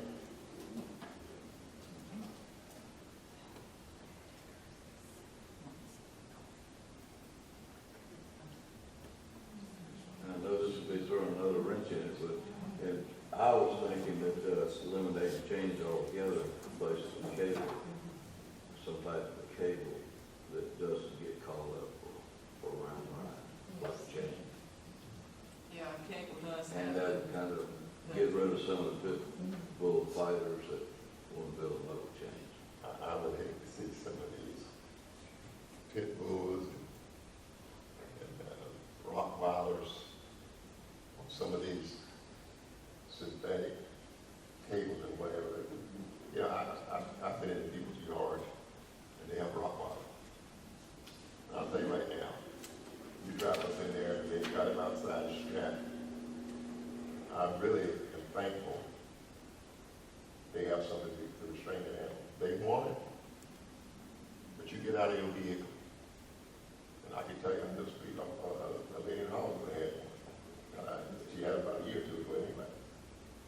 And you drive up in that yard, and that Rottweiler he was walking at Protecting his yard, big one. protecting his yard. Well, It goes back to what the deputy had to say. A chained animal is not an animal that's going to be social. well, but you know what I'm saying, the issue to that is that whether it's a chain or a tether or some type of synthetic restraining device, the animal still will be restrained. But that chain is stronger. I don't want Rottweiler to be attacked by Rottweiler if I can help it. And I'll tell you, there's some vicious ones out there. And most of them are probably chained and have not been socialized because they're left on a chain 24/7. If you were 200 pounds, They you're are, carrying yeah, around a 20-pound weight all day long. How social are you going to be? The burglar alarms. They are protecting their property, and that's why they have them. And that's all the more reason that you get rid of chain animals altogether. And when I patrol the city, since the no banning or no tether law was already enforced in 2016 of August, I think I started in October. since it was already there, it was easier for me to identify the not so good owners than having a dog tethered out and they hide them behind the house. There's been several instances where dogs have been hanging from the back porch because they have been chained and they're there constantly.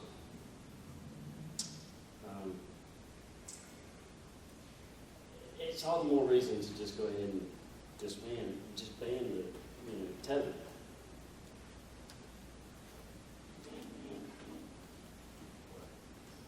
I think the 10% restriction of the animal body weight actually prevents over-restraining the animal. 10% of 20 pounds, only 2 pounds.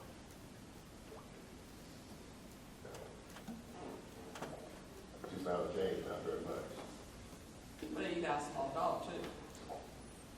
It's got 10 feet. Okay. What are y'all, pleasure of the board? We need to decide what we're going to do and move on. I'm saying, I would propose, we're not making a motion, that the prohibition against tethering that I just read, and also add according, as Mr. Owen, the maximum weight limit for a chain or tether shall not exceed 10% of the animal's body weight, and all tethers shall be a minimum of 10 feet, and also at both ends to prevent twisting and tangling. Include that into the prohibition against tethering of dogs. Commissioner Owens, what's your feeling? Well, I know we have to move forward, and we'll depend on the sheriff's department to help us with tethering. So I'll agree. Commissioner Felton? I agree with it, but I want to say something. Keep up with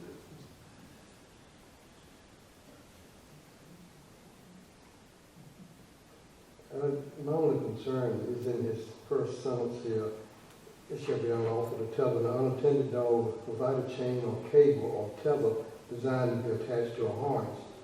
To me, that says that it is lawful to tether a dog as long as it's got a harness. Yep. But I mean, that means whether he's attended or unattended. It makes no difference. Change the word with out to with.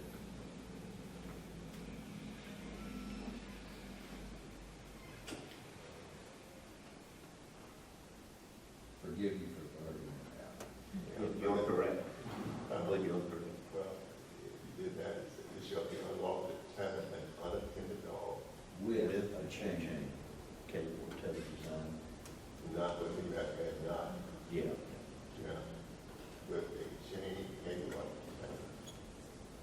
not designed to be attached to the harness, then you have to put not in there. Okay. Okay. Is that what it would be?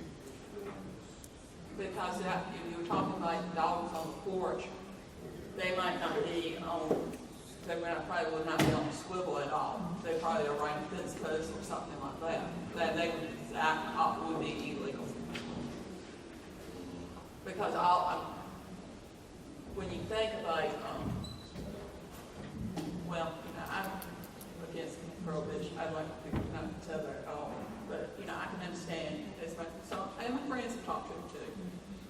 They go outside and they have a swivel in the yard where they have the dog. And I can see that point. While they're working in the yard or right on the sun porch or whatever.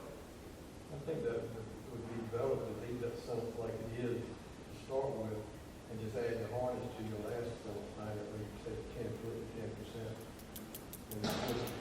And also include the harness in the back sentence. Because I think it's confusing. I think it muddies the water. Is that different people have dogs with different want an animal for protection. They want that Rottweiler. They want them there because, you know, they can be lived by themselves. They feel more secure.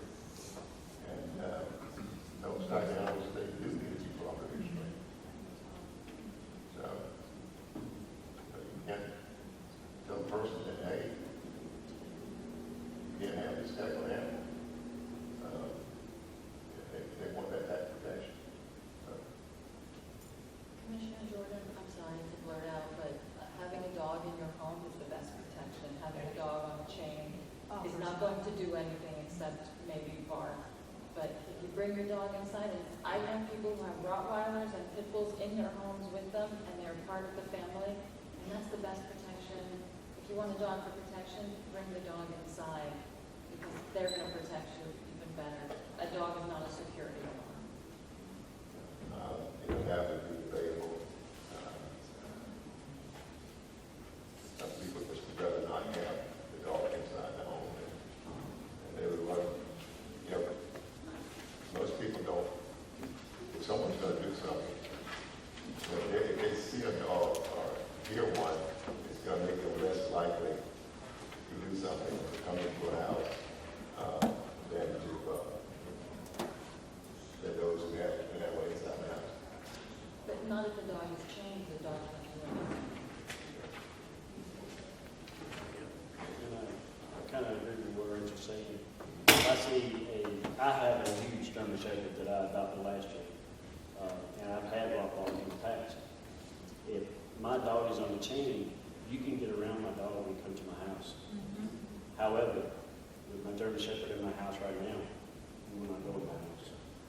How close he is to the house? If he's pretty close to it. But his range of motion, if you tie it up too close to the house, his range of motion could get tied up and he could get harmed.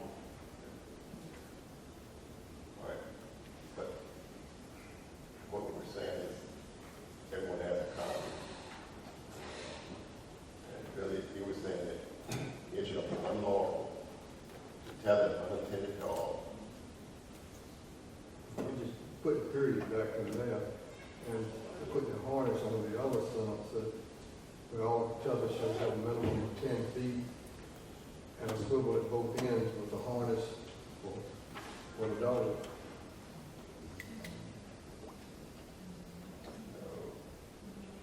To change it like it is in here just means it would be lawful to have an unattended dog.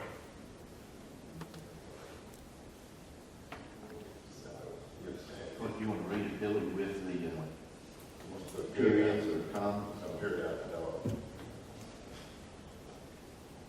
Is that right? He wants a period after dog.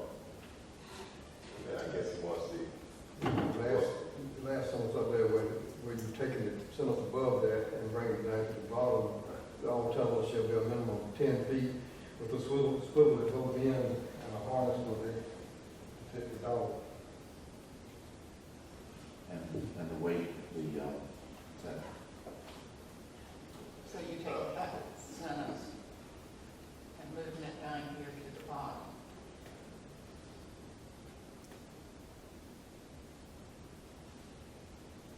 The animal's weight, some, you're moving that.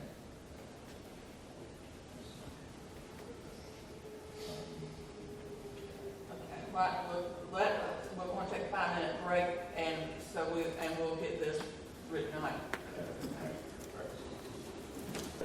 The canine officers who have to lock their dogs up inside their house in a small carrying cage, if you will, but all day long, they're there. You have to see them, and they are there, because they can't put them out in the yard, they can't tell them in the yard because of the tethering law. So what can they do with them when they go to Walmart or somewhere else? And they're strapped. So I certainly understand what Commissioner Jordan says, not only by the calls we get, but also by the other folks who live in areas where tethering has been made unlawful. And therefore they're in the city confines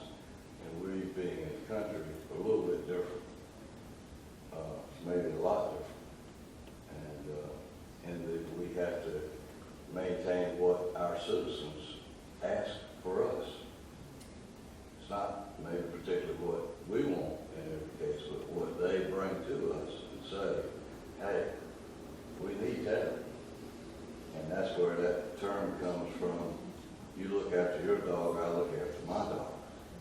And they do. They're good folks, and they've been looking after dogs for, oh, how many years. But, that's their thought process. And the same thing goes for the size of a pen.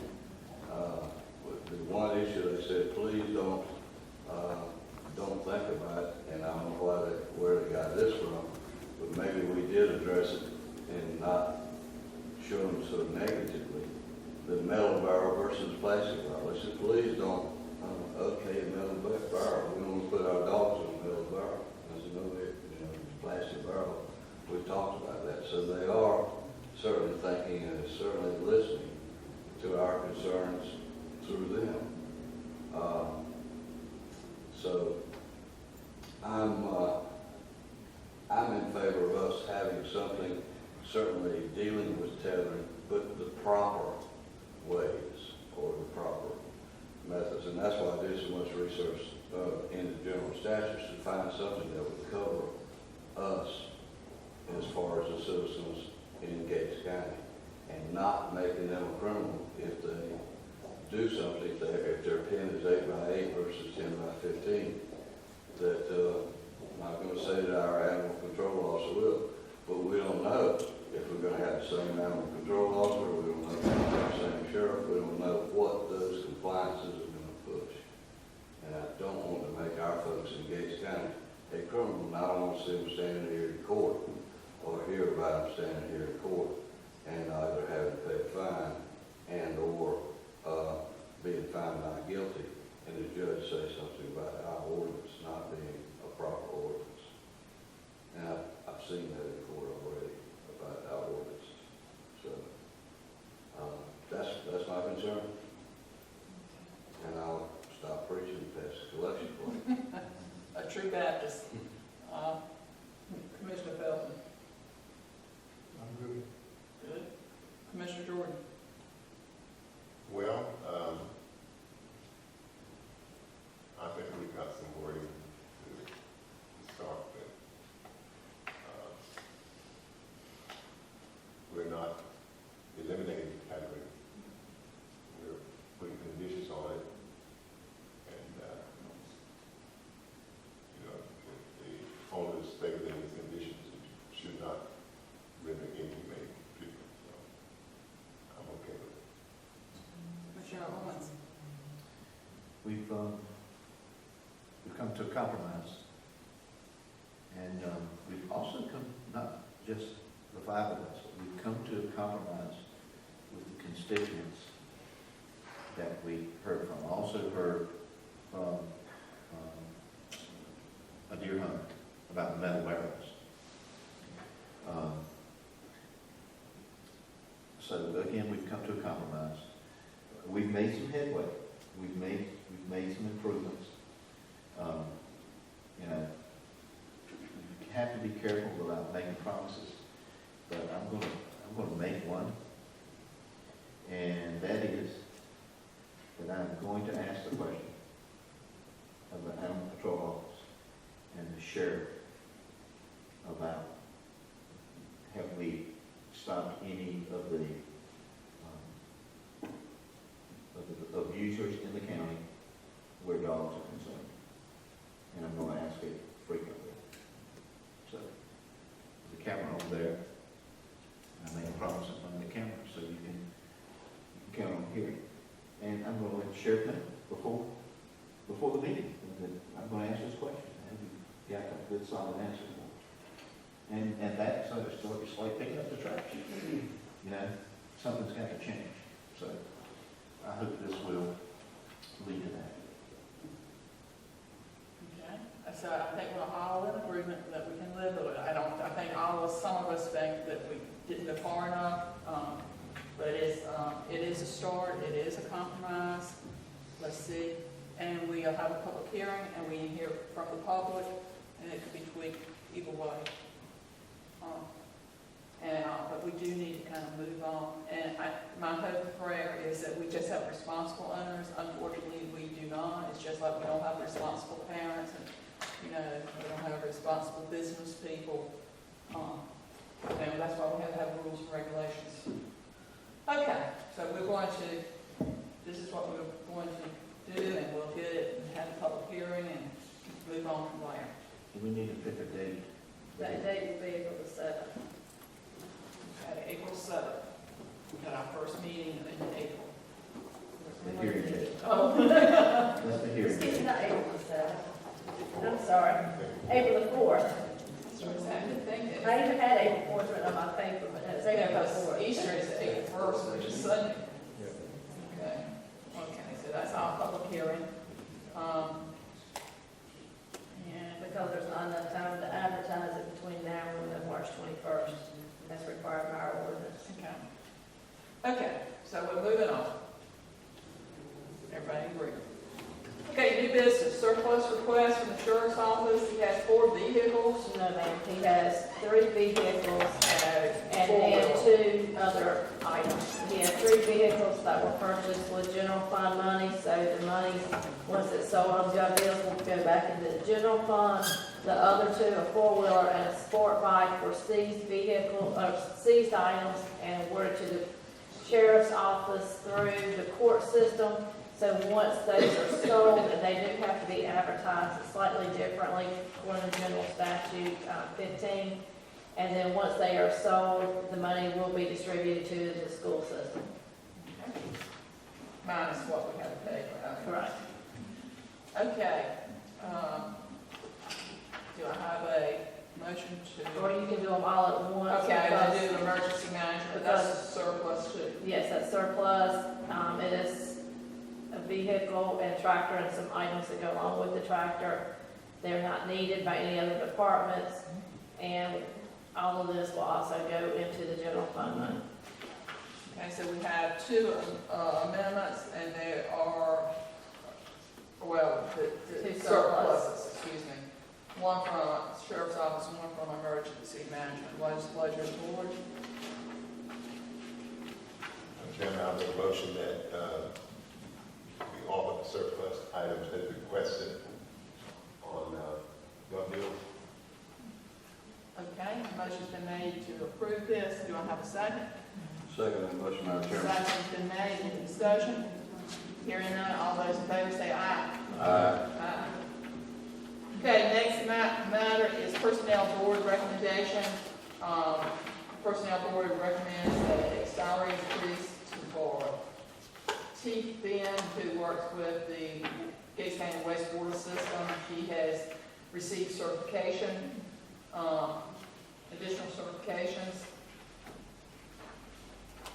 She was also appointed as the ORC Oh, yes, she was appointed. for the system. Okay. I can't remember right. I knew you were going to ask, but I can't remember exactly what it is. But she's in charge. She's in charge of operating the system. She is fully certified now. What, what? Okay, what is the pleasure of the board? It is upon recommendation of the personnel board.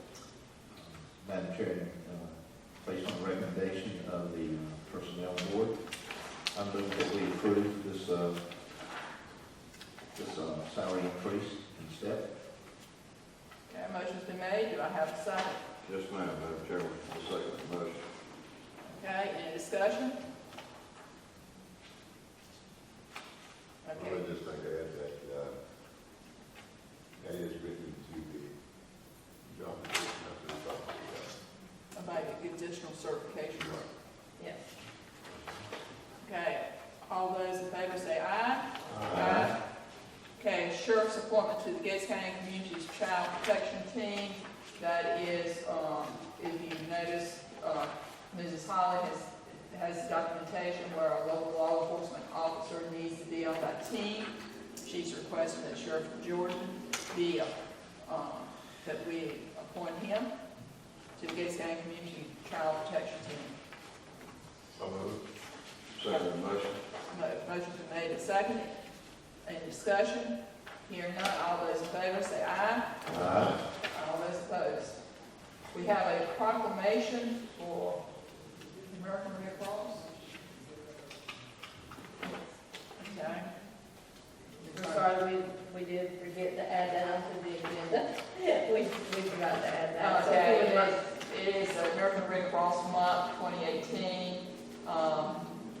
We have traditionally done this, that the Gates County Board of Commissioners hereby proclaim March 2018 as American Red Cross Month and encourage all Americans to support this organization and its noble humanitarian missions. And there is a blood drive today at the community center, because I saw that when I was coming through.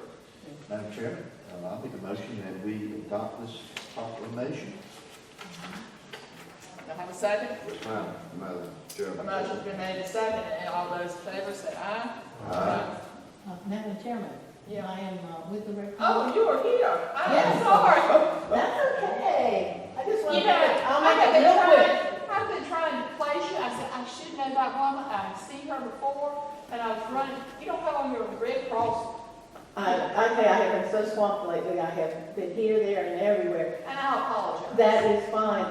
What I'd like to bring up is what makes this year very special for our chapter is January 4th, 1918. The chapter in Elizabeth City opened its doors. We've been there 100 years providing service. And when other chapters, small chapters around us, like Gates, when Red Cross started folding them, to make sure that Red Cross would stay in these areas, we took on those counties and ended up taking on a total of 9 counties to make sure that Red Cross would consistently be in these counties. And so we're very proud of the work we've done. Our one recently, within the last few weeks, our newest program that we have called Sound the Alarm. We were here in Gates County, and we installed free of charge to those who had no smoke alarms, or their smoke alarms were in bad shape. We went in and replaced them with a 10-year smoke alarm that all they have to do each year is push the button and hear the sound, and they're good to go. We'll be doing more of them in this area so that when we get done, everyone who needs a new smoke alarm will have it. And we come in and we do the install ourselves, our volunteers take their Saturdays and come and do that. And we'll be doing those in all of our areas to make sure that people's lives will be saved. So far in the United States, we have saved over 360 lives because we install smoke alarms. Well, that is a wonderful service that you are providing, and certainly one that does save lives. And we just do appreciate it, because we never know. You never know. Whether we will need a pint of blood. Or you will have a fire. Or when you have a fire. I pray that I don't need either, but you want them when you need them. Yeah, just to let you know, we are actually, we have had more house fires since January than we have in most years, and the biggest majority of them were cooking fires. Cooking, I was thinking it's going to be improper heating because it's No. so cold. It was cooking fire. Please, you get up at 2 o'clock in the morning, you don't need french fries. Grab an apple or a banana and go back to bed, okay? I'd like to thank you. I know over in your area about 2 weeks ago, through Susan Westfall, y'all installed about 60, I think. Yes, we did. Yes, we did. We were very proud of being able to do that. We'll be back again. We're rotating around our counties. I think our next county is we're going to be back in Hertford County and making sure that people have those smoke alarms. We go in, and it's not just one smoke alarm we put in each house. We look and see the bedrooms have to have one, and then we place another one in another prominent area so that if something happens, people can get out. And we even have some, if you have somebody who is deaf, we actually have special, what they call bed shakers.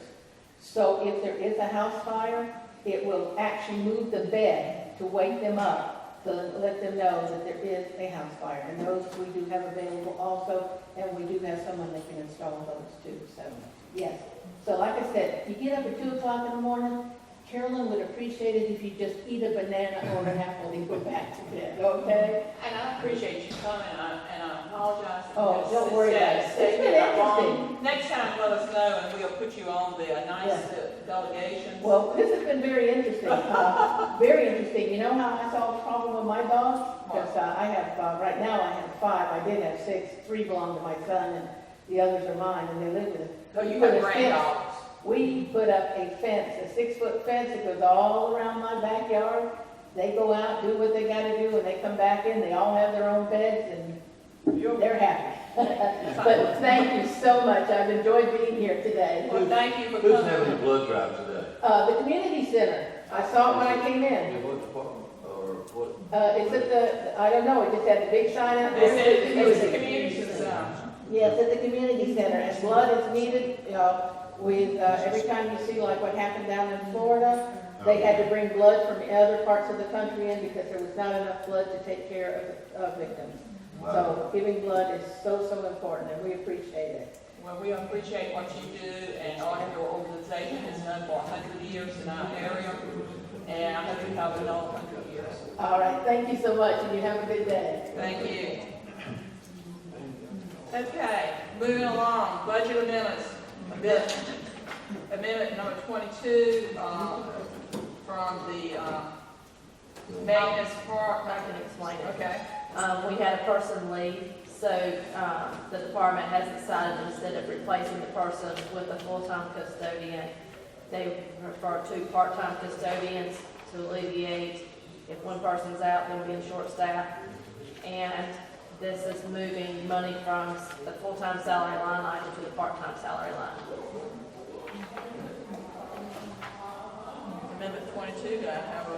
Just kind of like to make a motion that, we, pass amendment 22 as presented by the county manager.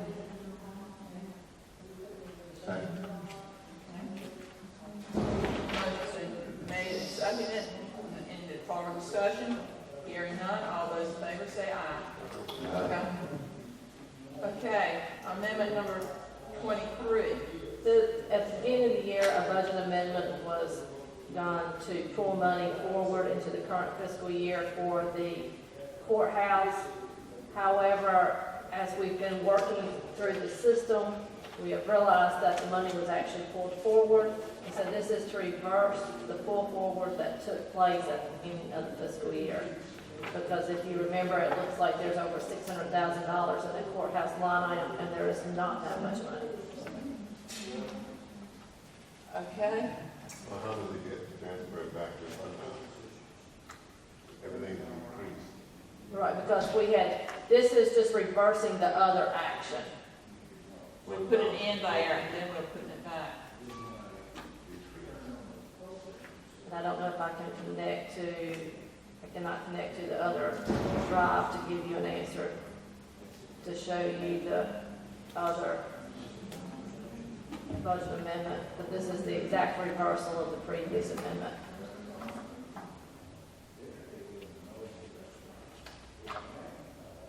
So, fund balance will be increased. How much? Or The money is moved from fund balance to the capital improvement fund, and then she had to put that into the revenue account, which was a transfer to the historic courthouse and then move it into the courthouse restoration. I'm not the person to explain how all of those transfers and fund accounts operate, because that is not something I have dealt with daily, but like I said, this is the exact reverse of the previous. It would just appear to me that if fund balance appropriate is going to increase by $123,072. And somewhere we should show that the fund balance is going to increase by 123.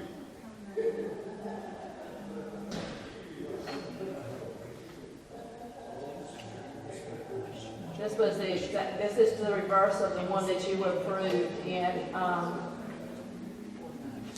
August the 2nd. I have it pulled up from old minutes, so this is just a reverse to undo what was done in August. Doing that, do we have anything to show where we're putting it back? Like I said, I'm taking the exact budget amendment and reversing what was done in August. Dollar amounts are the same. The dollar amounts are the exact same. And this is where, from year to year, we have carryover. Right. And they had carried it, they had pulled this before correct. They pulled it out twice. I know you didn't do this. Should there have been something to catch the transaction the second time that was overlooked?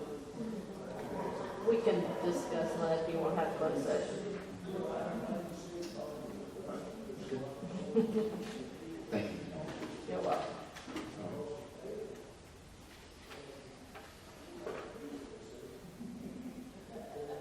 So if this budget amendment is approved, the next report that you receive, On page 60. right on page whatever, I'm looking for that page, is, I can tell you, it's page that's one of the last ones. 53. Okay. Instead of it showing that the appropriate amount is $678,000, it would, I might be at the wrong one, because I got 286. You said no, where it says appropriated amount, Oh, yeah. $678,000, it will be the $247,000 less, which is correct. I cannot pull up any of the financial programs in here. In the old, and I have to show it to you in the old system in order to explain it to you. I cannot pull that up in here. Okay. You know, of course, my thinking would be that somewhere we show that this is expenditure.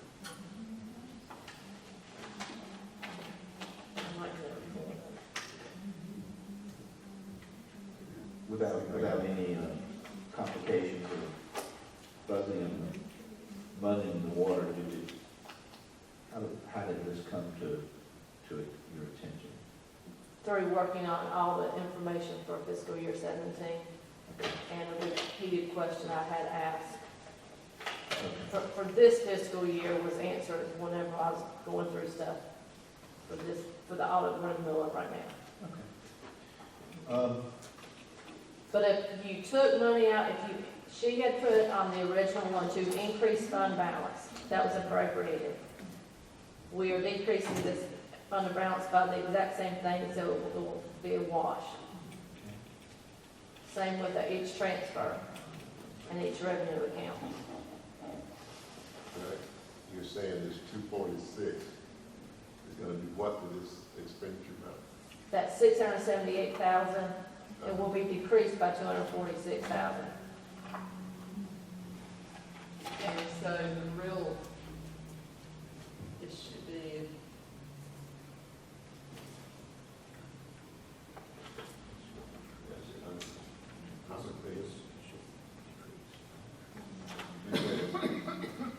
You said it's 6078, that's the appropriated amount.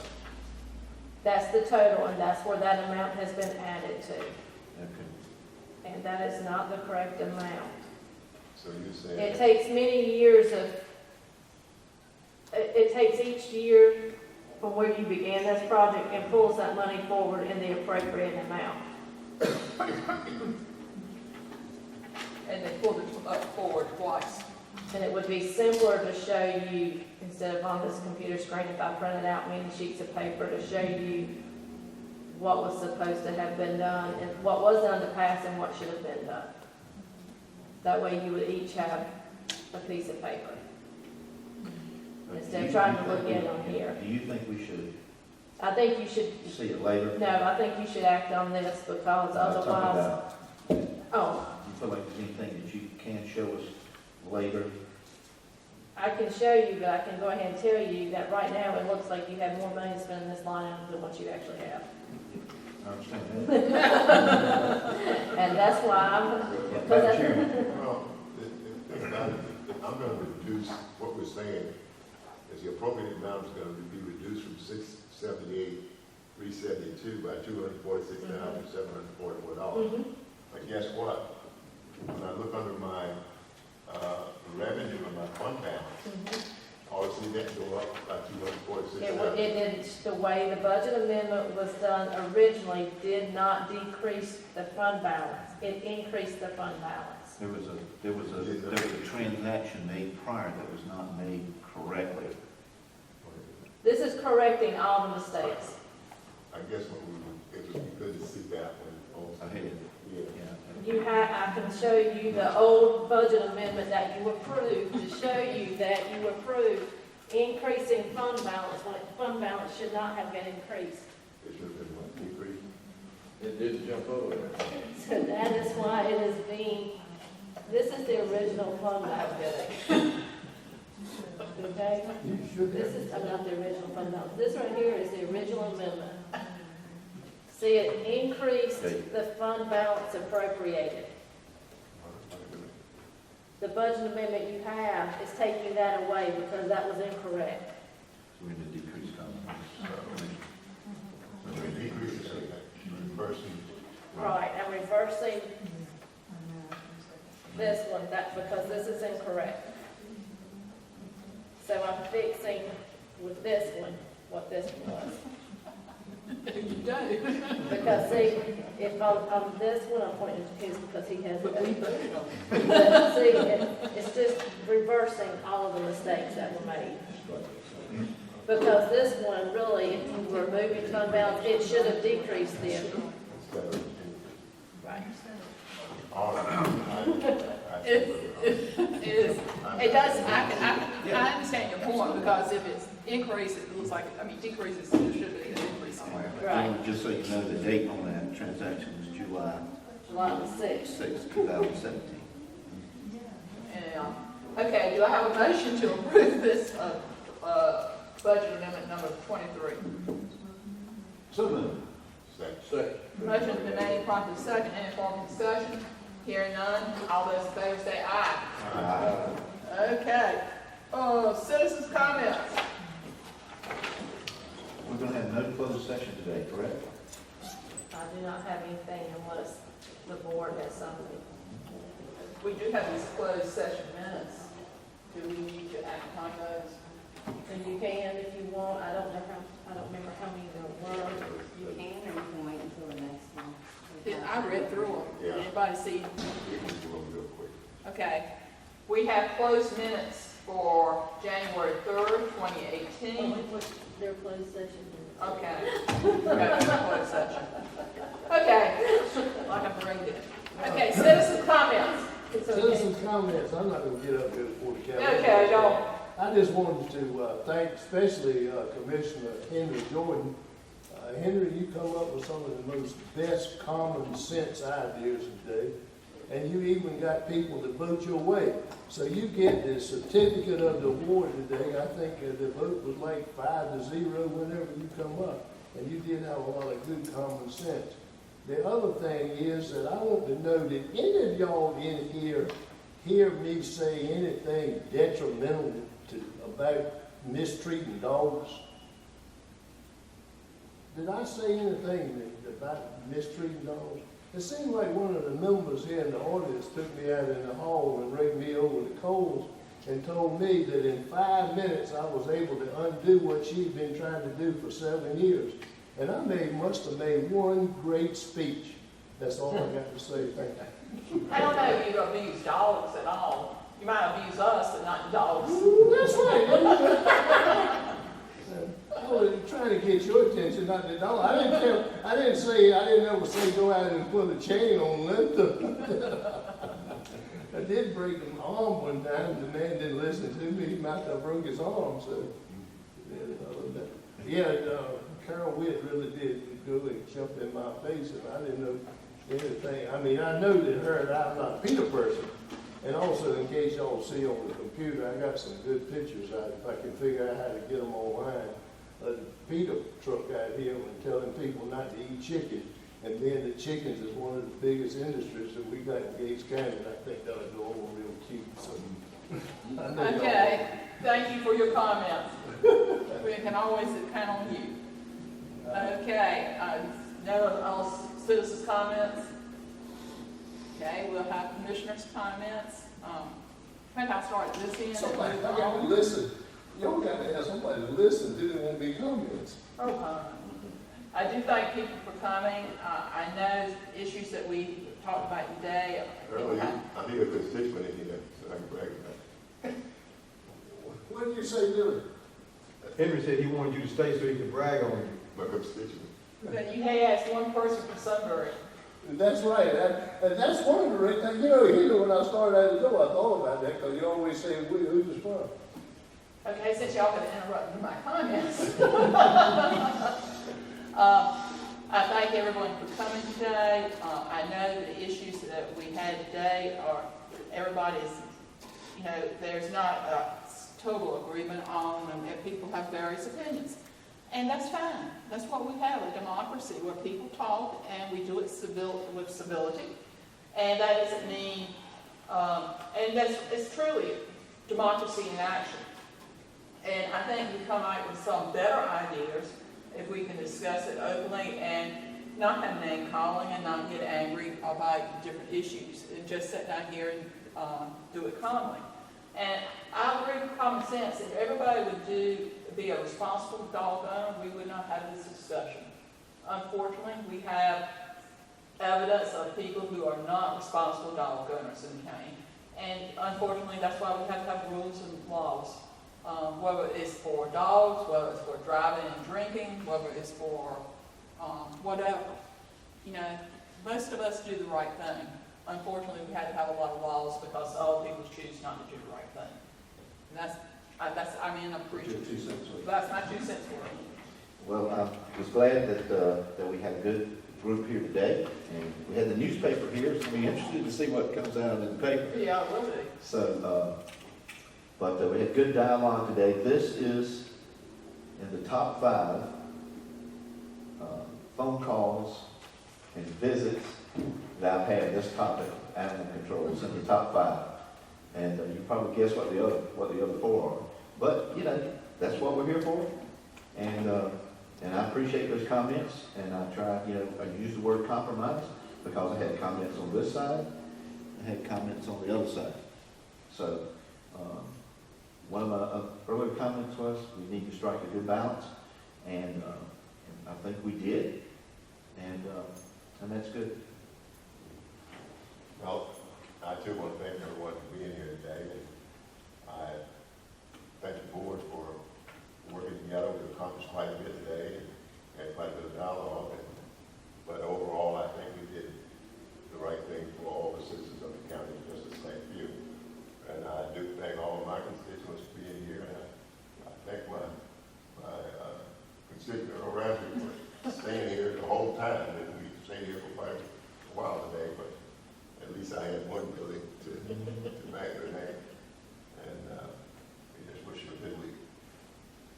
Well, Henry, I invited the Brewers Club Monday night to come today, and not a single one showed up. But I appreciate the attendance of everybody that did, and I appreciate Earl too, even though he's not on my side of the county. And as far as the dog ordinance, I made a statement. I think the whole dog ordinance could be written in one sentence. If you want a pet, take care of your pet.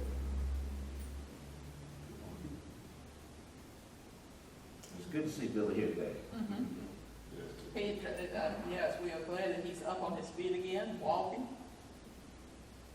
Yes, He just can't do the left hook anymore. No, that's a little bit limited. Thank you. Glad you're recovering rapidly. Again, and I think we've probably said this, I know I have before, is decision making is quite a process. And not only do we get emails from our friends around the county and have an opportunity to read those and digest those, but we reach decisions by not agreeing and then subsequently agreeing by looking at the best for the county of Gates. So I thank my fellow commissioners for that and those and the inputs from citizens we have. Thank you. Okay. Closed session, we're going to have a motion to go into closed session. So moved. Second. Second, a motion's been made and seconded. All those in favor say aye. Aye. All those opposed. And we're going to do this very quickly, guys. Do I have a motion to come out of closed session? So moved. Second. A motion's been made, properly second. All those in favor say aye. Aye. Aye. All those opposed. Okay, do do I have a motion to adjourn? So moved. Second. Second. Okay, all those in favor say aye. Aye. Okay, thank you, it's been a joy to be with you. Yes, ma'am.